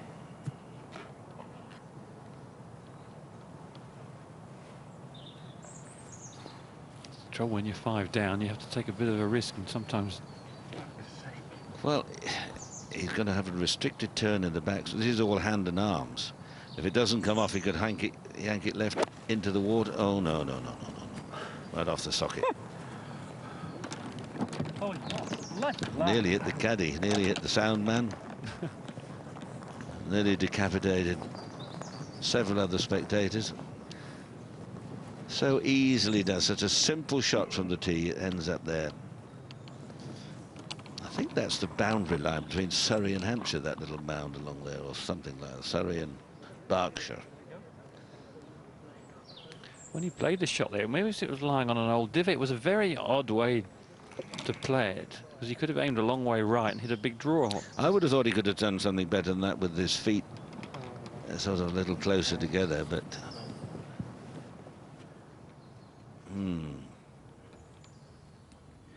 It's an iron for McKeel on the 7th as well. You can get away with a bit here because you can land it on the downslope, and it's still going to end up down on the flat at the bottom. You always hope you're not going to finish in somewhere's a divot, because a lot of tee shots finish in the same area, and they've hit seconds with short irons.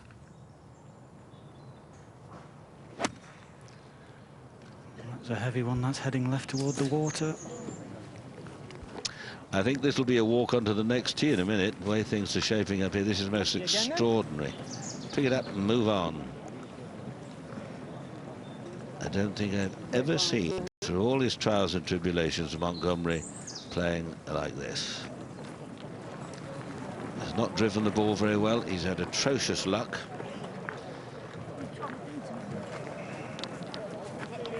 Casey is now 6 up. He's just strolling along. I wonder if he was ever a ballet dancer, Ken. What makes you think that? Well, just the cut of the trousers or something. That's interesting. I think I get the gist.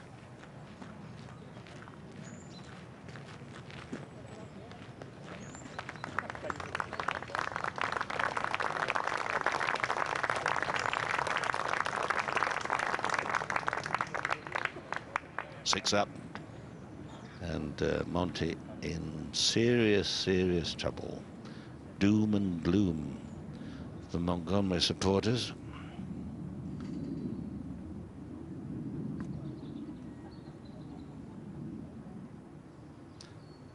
I was afraid he might have injured himself here, but he comes down, you see, he couldn't turn. Oh, it was a horrible place, but I think he might have done something a bit different, but it wasn't to be.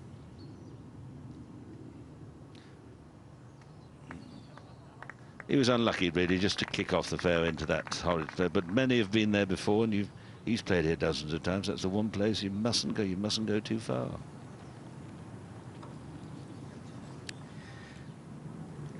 McKeel currently 1 up with 148 to the flag on the 7th with an 8 iron.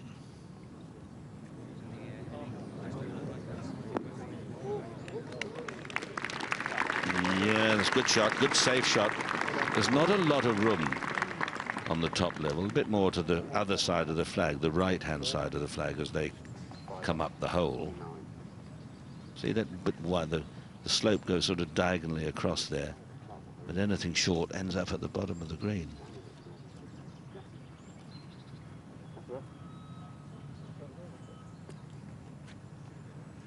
You know, the pin's only onto 3 onto the upper level.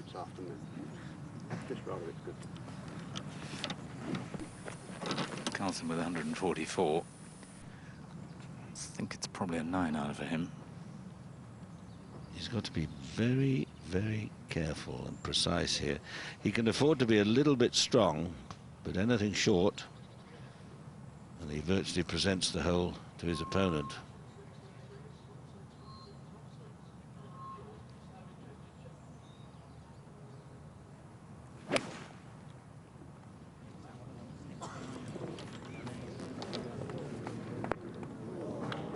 No. Mistake, mistake.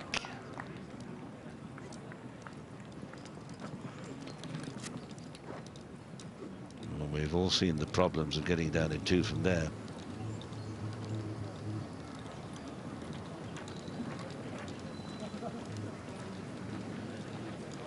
We're getting quite a few emails in inquiring about our 2-wheel cameraman.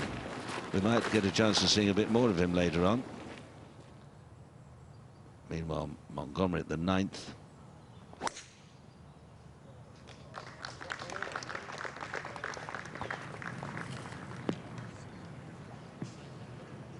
Good shot.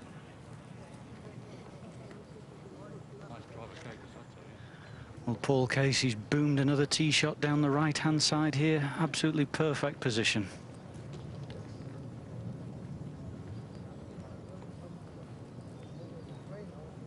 Case is a delight to watch when he's going well, because he's such a good putter as well as he's powerful, but he suddenly goes off on a tangent and makes some weird and wonderful shots. But he's good fun to watch.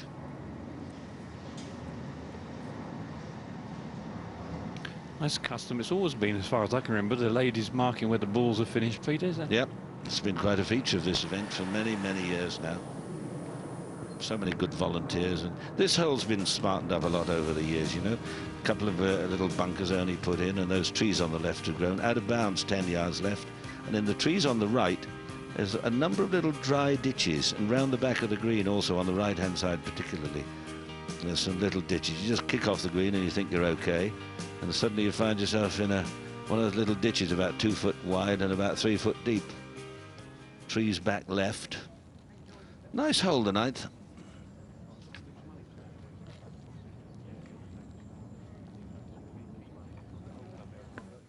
Welcome back, Nick. Did I miss anything? Sorry, I see there's a circle 8 on Monty. Yeah. We wondered if you were splitting your prize money this week with us. Nick, you need to press your red button. Yeah, just about. It's technical stuff. I'm not used to that. I had to press my red button, folks. We wondered if you were going to split your money with us. With you? Of course, Peter. Well, that's good. Here's a little tidbit for you. There have only been 4 holes conceded today by a player before he reached the green, and all of them are the matches involving Colin Montgomery. Now, what about that?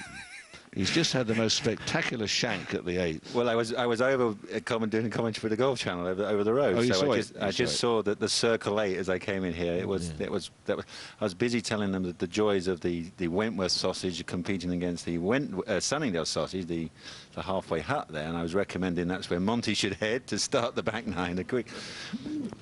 So. Hey, look at this putter, Carlson's. He's done very well. It's not quite coming in enough, but that's not a bad effort from down there. Now, in all honesty, since Montgomery's been here, yesterday the 4th in the morning, he conceded. In the afternoon, the 4th and the 9th, and today the 8th. So poor old Monty's conceding holes before he even gets to the green, which is very unlike Montgomery.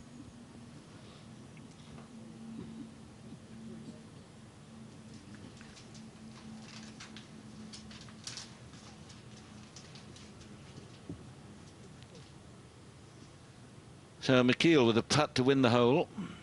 Good second he played there. And there you get an idea. If you look at the hole and to the right, 1 o'clock, you can see that area of the green is much wider than this bit. That diagonal bank runs through the green slope. It's not easy to get on this top level. There's a bit more room on the right as they play up, but it's tight. Yeah, extremely difficult, especially coming from lower down in the fairway.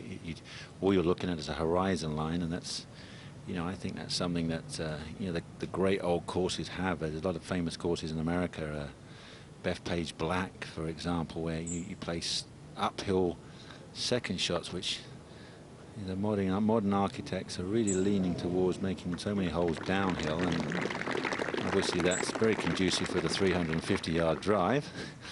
But I do like playing the odd uphill second shot. Really, you can do some great bunkering up the hillsides. I know you're relatively new interest in golf course architecture. I have a book here. Have you heard of Tom Bendelow, the American architect? Tom Bendelow. He was probably the first man to popularize golf in the United States. He went over in the sort of 1880s from Aberdeen, and he made over 1,000 simple golf courses. You might say in a cow pasture, stick a tin in the ground, but he created places for people to play. An unknown hero. Don't read much about Bendelow. It's a fascinating book about the beginnings of golf course architecture, and he did Medina. That's his most famous club out of all the hundreds he did. But it's a very interesting read, a forgotten hero. They all talk about the fancy and well-known architects, but he started it all with simple places for people to play golf and learn about the game.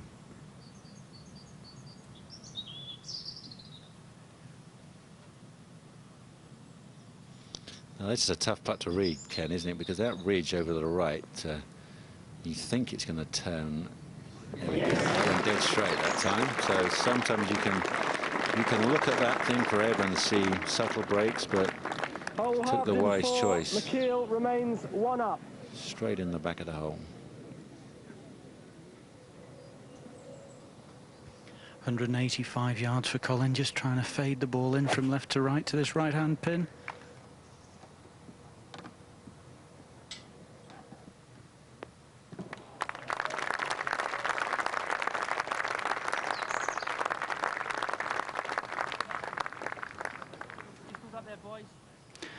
Just 165 yards for Paul Casey. This is a 9-iron. Oh, you're kidding me. Well, I guess, yes, the wind is slightly different. You know, the amazing thing about this golf course is the 1st and the 9th run in exactly the same direction, and you would never believe that after you've gone left, right for the last 8 holes, suddenly those 2 hole sets, you get the opportunity to come and play Wentworth. There's a little bit of local knowledge.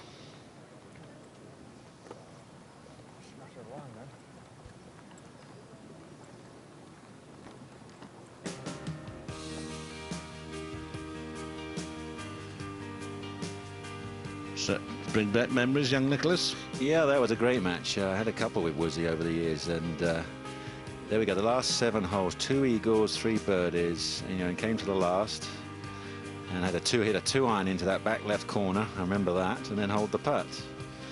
And yeah, then I donated the whole of the 100,000 to started a charity. I met a young kid that week. I brought him down early in the week. And I managed, he wanted to play with me, but once he saw a buggy, he thought that was great. He was buggying around the golf course, and I managed to get the police to come and arrest him on the golf course. The police were, I was trying my best. And then that day at lunch, this poor kid sat in front of me, and he, honestly, as I sit here, ate 66 pills to keep him alive. And his mouth was full of ulcers. So I thought, okay, need to do something. And that's really more than sparked my interest in doing some charitable stuff. And you've certainly done a lot of that. So I started my own Faldo charitable trust literally that Sunday. Won the tournament and said, right, here's the money. And then everybody goes, now what do we do? And wait for you to win another one. Exactly, yeah. Now, we saw Montgomery just go too far with an iron. It kicked off the bank and off the hillside and went into that bank. And that's going the same way, look. Oh, that's it. See, now Montgomery was nearer to us in the corner. He couldn't stand. It was very awkward. Carlson may not be in such a bad position, but that really is carelessness. They practice and write down all sorts of yardages, but if you're going to try and avoid trouble, avoid it. I agree, 100%, Peter. And that's, you don't need to force it down on the extra 10 yards on this hole, because it's only going to be an 8 or a 7-iron. It's a choice of those two. So trying to squeeze it to get the extra 10 yards, just not worth the risk. Well, a 3 or a 4-iron up the right half of the fairway, it all kicks down. There we go. That's a better one, but that's almost too far. Yeah, gone right to the limit, but he gets away with that one.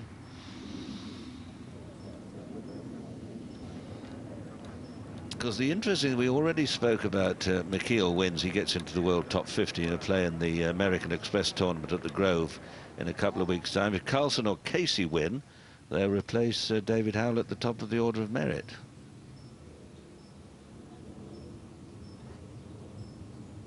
A chance for Montgomery to sneak another one back. A little bit from the left, and yes, well done. Casey 5 up. Well, I wonder. We've seen some miracle matches here. It really would be. If Montgomery can win this match, it'll be one of his greatest feats. Absolute if. Is he playing well enough? Well, that's the point. He's had too many miscues. He'd have to wait for some mistakes from. Have to hope for some Casey mistakes.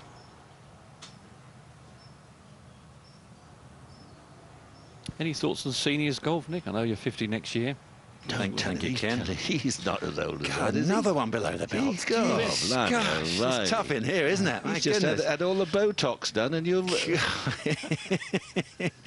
God, I didn't think it noticed. Thank you for the compliments. Anyway, not sure. Obviously, I'm heading very much more, into television. I'm joining the Golf Channel next year in the States, and. It only leaves a kind of a summer season with the schedules we're looking at. It's an awful lot of coverage early in the season, obviously end of season now, September. So, as you said, I turn 50 in July. I'll play the British seniors because they put it at Muirfield, which is rather nice. And we shall see about the rest. Not sure. You've got to stay competitive. I did a lot of work with Curtis Strange, and he used to practice and do whatever, but it didn't work. It hasn't. He's just beginning to get into it now. And Carlson in a horrid spot. A horrid spot, but he's going to try and get there with a 9-iron from 145 yards. That's going to come down with a bit of ice on it. Managed to avoid a shank, which was quite. Oh, where did it go? That's pretty good. Yes, he at least had the luxury of being able to have a reasonable stance. Never easy when you're 6'5".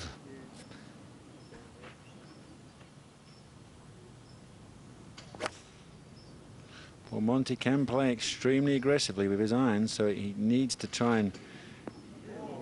That's another beautiful shot. And, if he was to fire 2 in over the next 4 holes, that are absolute gimmies, and Paul messes one up, he needs to get 3 back in the next 3 to 5. Well, sorry, 4 to 5 holes would seriously change the whole tension of the game. Yes, and we've said many times the thing in match play is so different. One shot can give you confidence. 186 yards back to this flag. It's a 7-iron for Paul Casey. He's going to have to hit it. He's got the chalk farms to do it.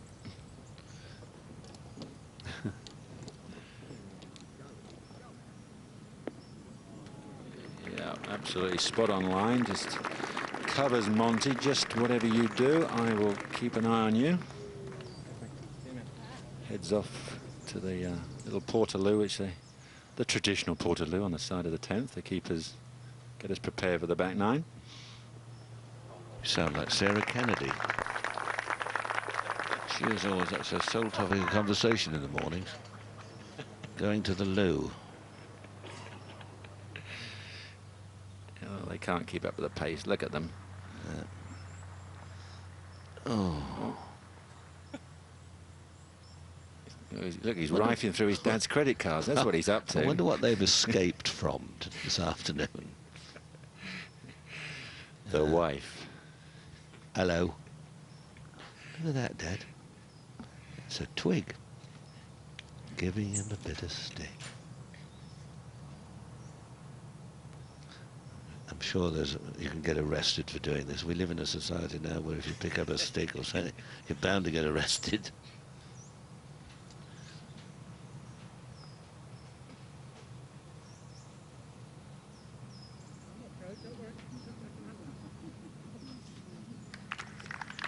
Well, Collins hanging on desperately here. Pride making him keep trying.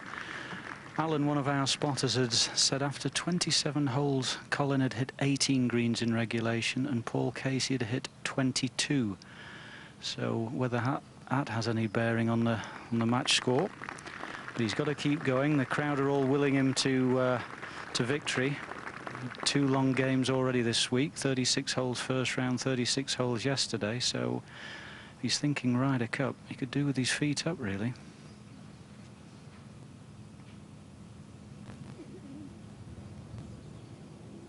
Yeah, and Paul, next week, the Tuesday, Wednesday, Thursday prior to the Ryder Cup is a serious workload. I mean, the guys have to play practice rounds, press conferences, photo shoots, gala dinners, welcoming dinners, all sorts. So that is one of the major parts of the Ryder Cup, is those 3 days and getting through those.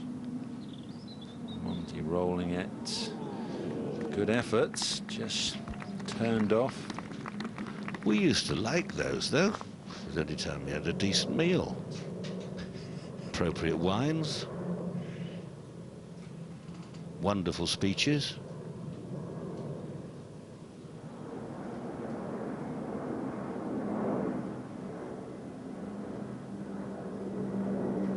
McKeel seems to have regained his putting touch. Oh.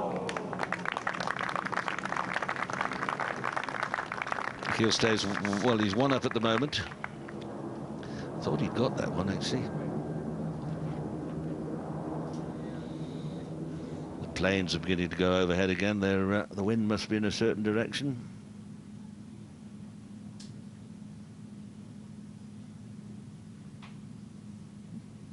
Two this morning for Casey. It's for a 2 to win the hole this afternoon, and he's slightly overborrowed it.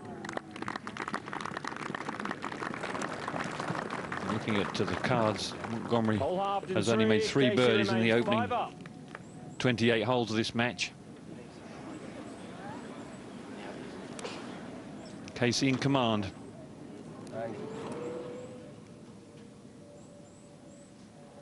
Putt to win by Carlson after that very well played shot off the bank. It's a quickie. That won't be conceded, I don't think.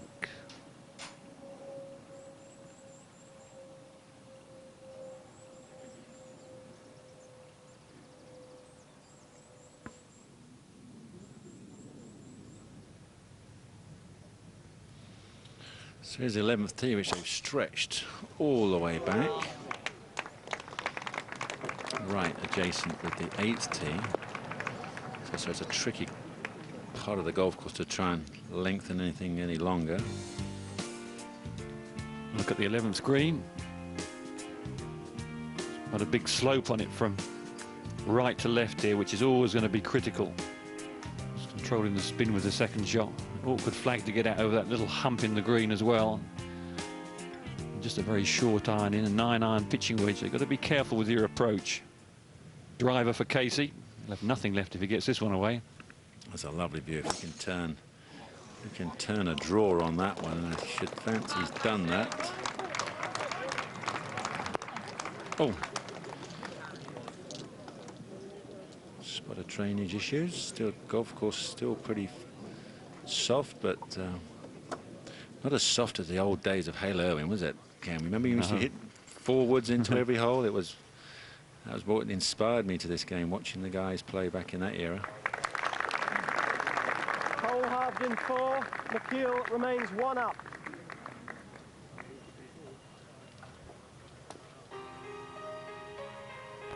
Casey in command over Colin Montgomery, but a much closer tussle in the final match after 8 holes. Sean McKeel clinging on to a 1-up lead. Difficult to pick the winner out of those two.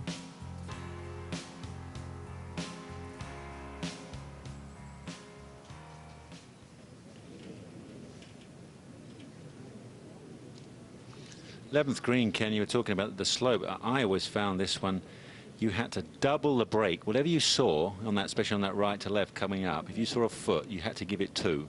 There was something in that green that you just, you know, very difficult to read, very difficult to believe what you saw.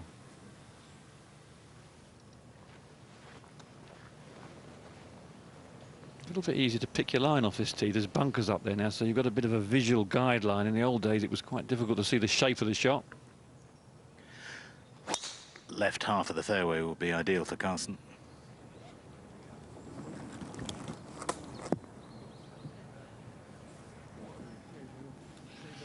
Unfortunately, that's left half of that tree, so that will seriously impede him. He will have to play some kind of bump and run and chase it up, maybe get front right-hand corner, which would be pretty darn good from there. There's your stats. Fairways hit over out of 19 fairways. That will be obviously, you know, this is. So Carson gets another black mark to his fairways in regulation. I just wonder whether that's changed McKeel's game plan. He's got a 3-wood out here. Yeah, might well do. I mean, if you just... Oh, he kind of stood up on that one. Oh, and he's completely... there was no follow-through to that one, was there, Julian? He just kind of just stood up and then the arms went twang into his left ear. Oh, that's a... Well, there's another, you know, classic example of... Here we go, have a quick look at this swing. Now, we could get an interesting situation here. There we go. Nice backswing, but then it kind of just went forward. He drops and then just stood up on it, and then hands high. When the hands go that high, the ball is going left. You're trying to save it, so that is going to cause. You know, he's probably got maybe in the back of his mind. Well, obviously the ball finder will find the ball for him. I said interesting situation because McKeel had already left the tee and he was wondering then whether he should go back and play another because he wasn't sure whether it was out of bounds or not. And Simon Khan got disqualified for doing that last week. Well, Colin's got 128 yards to go. He's got to get the ball to finish short of the flag here. Yeah, I mean, you need to fire it all the way to the pin high. Yeah, this is literally guaranteed for the professionals to spin back. You saw the fairway soft, slightly uphill lie and dragged it a bit, so Monty won't be. That's like a professional unforced error when we drag them with a short iron. It goes right through us. The point about the ruling last week is that it's a rule of golf that once you've played and walked forward, and the tour interprets that as about 10 yards forward or off the tee, you can't then go back and play a provisional. Yeah, but if you go up and then you can't find your ball, then you have to go back that way, Julian. That's what you're saying. Yeah. Sorry, Nick, I missed that. Yeah, well, we're allowed on the tee, as you're saying, to declare it a lost ball, and then we play another. You mark a ball differently, and you play another one. But then it does get complicated when you go down and you discover that ball. First ball is then deemed as unplayable. Then you have different options. Got to watch it doesn't zip this one too much. You may have a bit of mud on the ball. Okay. I think he's pulled it also, and then you watch that one. It's just.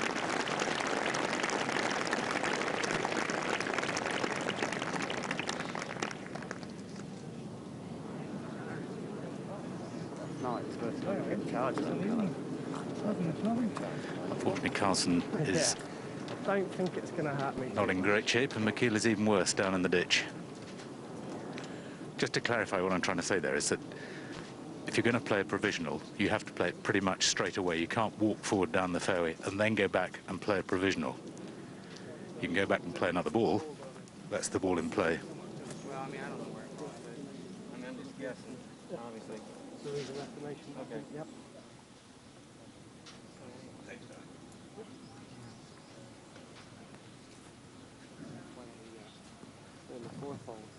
Any news on the exact situation of Sean McKeel?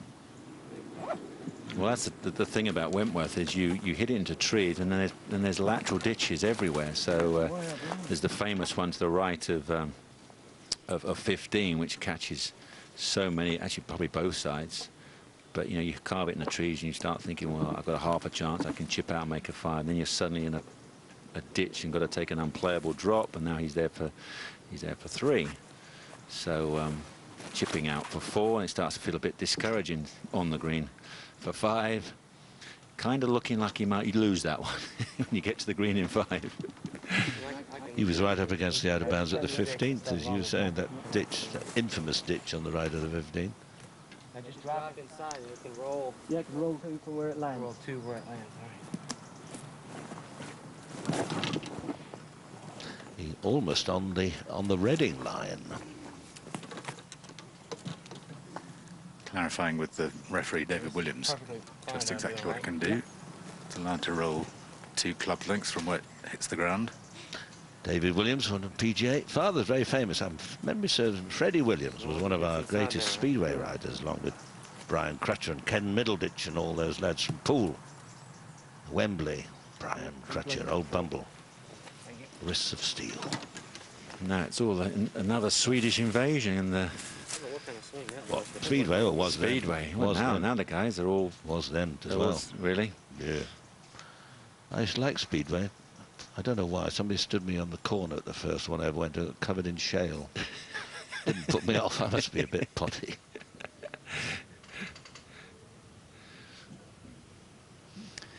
Well, Colin just been disturbed again. He was settling over this putt and disturbed, pulled away, but he's back again to it. Left to right swinger. Very difficult putt to hold, but he certainly is running out of holes. He needs this one to disappear. Yeah, this one turns fast. The last kind of 6 feet, it will break quite rapidly. He's given it high enough. Has he got the pace? Oh, what a great effort. Yeah, that was just a whisker lower, and that would have been there.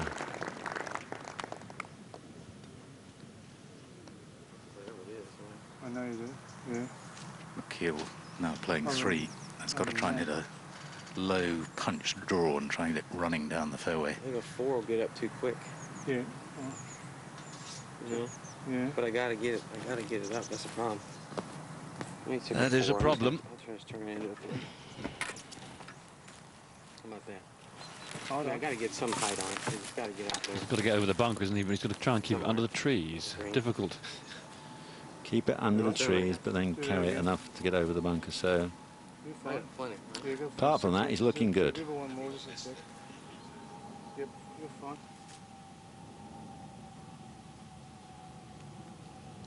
Big putt for Casey here, straight up the hill. Got to give it a whack, though. Oh.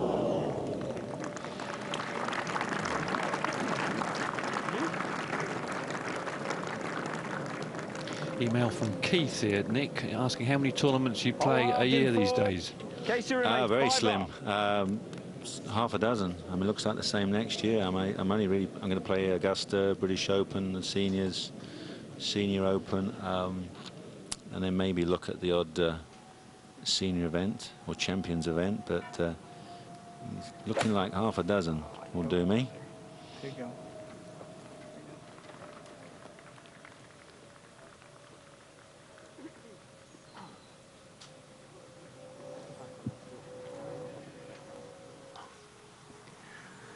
Carlson doesn't need to do anything too fancy there.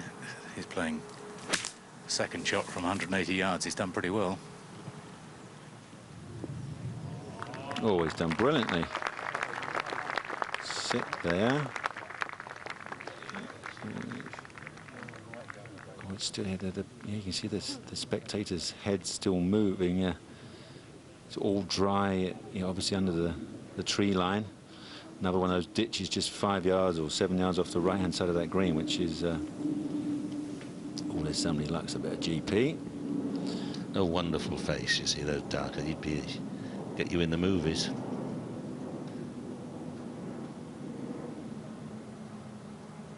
The little people.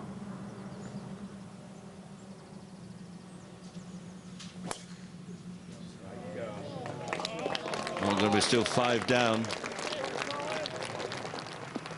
Not all that many holes left now.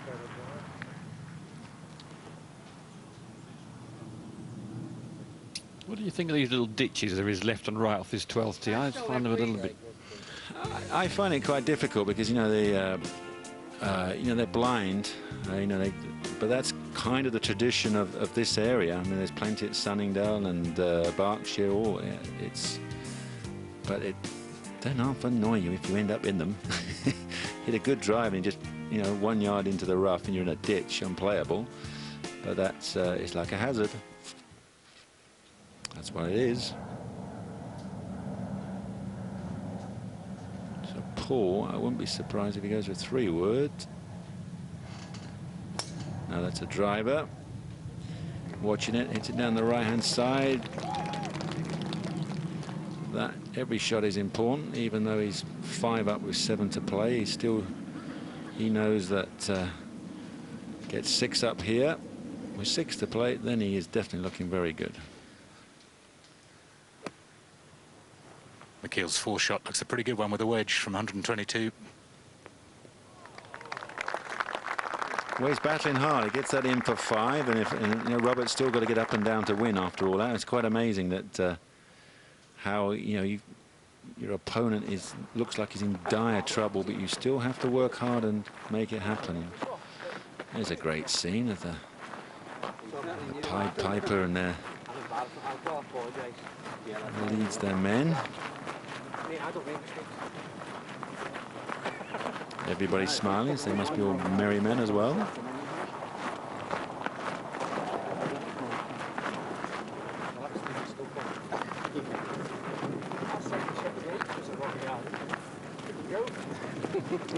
Guys having a good chat. They're obviously very relaxed, even though they're battling around for some serious prize money. And now, here's a question for you. If you're a pirate and you have a wooden left leg... Rush forward and listen to Mr. Case and see what he's got to say, what he loves about match play. I don't think you can approach it too differently. You've got to... I think it's just playing good golf. It's just go out there and try and keep the ball in play, try and put the pressure on your opponent if you can. You know, if you've got a birdie putt in every single hole, that's going to put, you know, a lot of pressure on the other guy and not give them an inch. So I think the key is just to play sensible golf, and because it's 36 holes per. What are the strengths of Casey's game?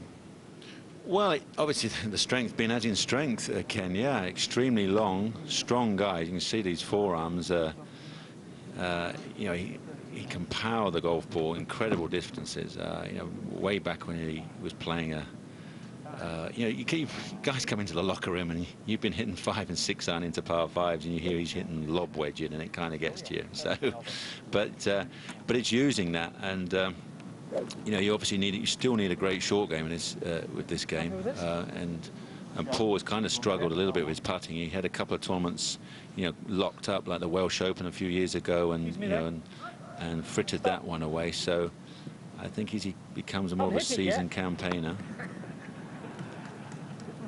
I'm not that bad. Monty entertaining the troops in the trees.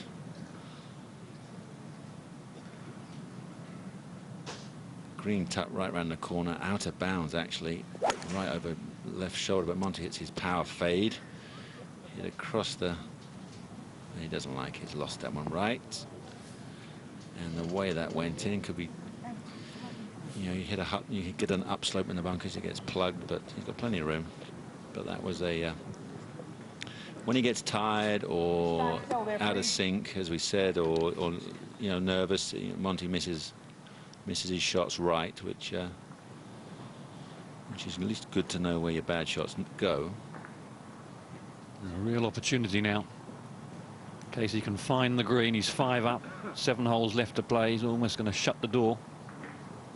There's a great example of alignment, how everything 5 iron. Is that all? Nice 5 iron. Because that was the... And he's lost that. Or has he? Now he's just head this. Right, thank you very much. Online. Let's head in and get this one over and done with. I've had enough of this. Looks like going to quietly move into tomorrow's final, which will be a great boost ready for Ryder Cup next week.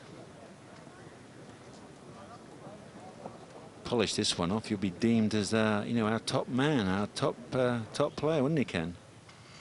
Certainly be right up there.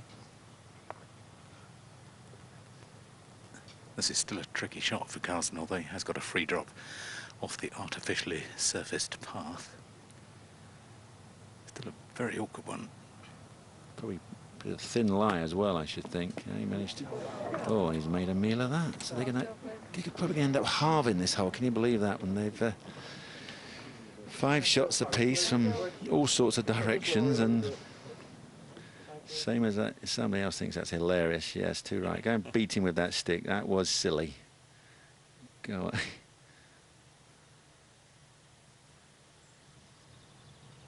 Well, they're enjoying that. That's the joys of golf, being out there, and with only 2 matches, you're not in anybody's way. You can hang back with the family and have a family day out at the World Matchplay.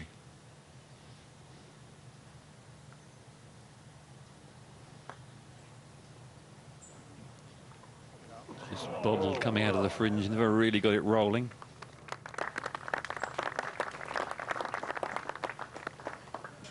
Well, Sean's got that for a 5, hasn't he? So Sean now has that for the half. So after all that,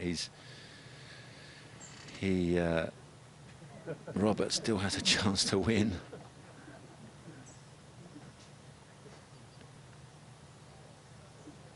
Shouldn't think there's been too many exchanges this week with guys winning holes with a bogey. Apart from when Monty doesn't manage to finish the hole. They've just got it in a nasty crown spot here. It does funny things around the hole. I think there's a very slight break to the right.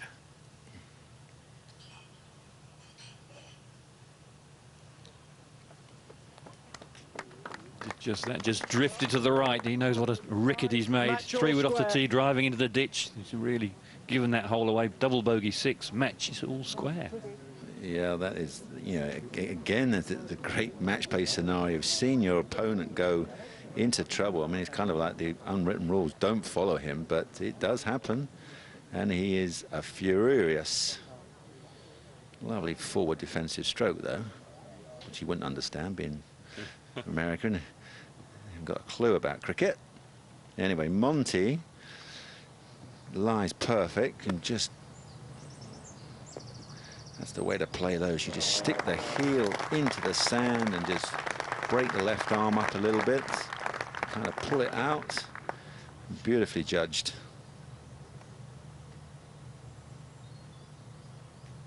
And here we go. Bit of oh, he lost his ball. Oh no! Get in there. Watch the snakes. Oh, there'll be little adders in there. There'll be a David Ferretti adder. So it's obviously been to the Shane Warne spin class. We'll have another go at that. Oh, well, they're making a right ricket of that one as well, Ken, aren't they? Determined to lose the ball. Back to golf. Yeah, superbly played hole. Big long tee shot, glorious iron, eagle 3, 6 up, 6 to play. Well, that was a very simple 3, wasn't it, Ken? Wow. So I think Monty, you can book the limo home now. Always infuriating that when you're in a close match and then suddenly the chosen car will be able to start to arrive, and you know you're thinking, oh, I don't want to go just yet. Wasn't that charming? And they've already come out to get you. I think it was Range Rovers in our day, or obviously we went through the Toyota era, so we had the big, you know, Toyota people carrier to take you back, and you know, and your team or your crew. Toyota as well now, so yes, Toyota in fact. Well, maybe the limo is waiting for Colin. Does he have a trick or two up his sleeve? He's in trouble. He's looking at the heaviest defeat since he was beaten by Ernie Els, 6 and 5 in 2002, and that was despite a 65 in the morning, because Ernie had actually hit a 60 back then. Anyway, it's a different tale here. This is the situation. We will have more from Wentworth, but it's time to get a check on all of the football now. Let's update you with all of the half-time scores.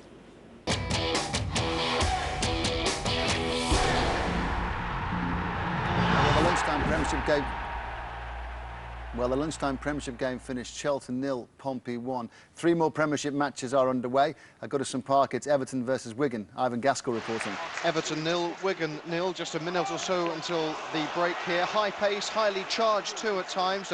fistful of yellow cards, though as yet rather fewer opportunities. Both sides have missed the ones that came their way. Carsley steering a diving header wide for Everton. At the other end, Valencia has dragged a really good opportunity wide too. As we approach half-time, goalless here. And Bolton had won both their previous home games going into today's match with Middlesbrough. Andrew James at the Reebok. Well, Ray, in all honesty, it's a poor first half so far in which Bolton lined up with 3 strikers, but they've managed only a handful of long-range efforts from Speed, Campo and Anelka. Borough have been even more subdued up front, but in Jonathan Woodgate, they have the game's outstanding player so far. And 2 of the teams promoted into this season's Premiership are playing at Bramall Lane. Reading have started well. They've 2 wins under their belt. Sheffield United still looking for their first victory. Damien Johnson reporting. And Reading lead here by 2-0. They were ahead inside a minute. Kevin Doyle racing onto a through ball as United's defender stood flat-footed. He finished with great aplomb. More dithering on the edge of the United box, and Seol Hee Kyon picked his spot with a low drive. Reading's passing has been neat and incisive. They produced the best move of the game when James Harper hit the post after a fantastic move. All played to feet. Confidence ebbing away from Sheffield United. Reading ahead. And Scotland Celtic winning by a goal to nil. That's it football-wise for now for BBC One viewers. But just to say, Garth Crooks, Carlton Palmer and Gavin Peacock here in the Score studio to comment on all today's Premiership action as it happens. We're following all today's football matches. To join us, digital viewers can press the red button. Programmes also available via the BBC Sport website. You can also find all today's sports news in detail. For BBC One viewers, BBC One, and final score is at 4:30. Thanks, and just a reminder on Interactive, in 10 minutes time we have some very high quality athletics for you, because Becky Lynn and Britain's sprint relay boys all part of the European team there in the World Cup of Athletics, live from Athens Olympic Stadium. Francis Obiquelo, Elena Esambayeno also starring there too, so plenty of choices in 10 minutes time. But we're concentrating on the denouement of our semi-finals in this HSBC World Matchplay Championship, and in the case of Montgomery against Casey, there might not be too long left in this one. Monty 6 down with 6 to play. Let's get back to Ken and Nick. Casey's down the fairway. Montgomery's tee shot.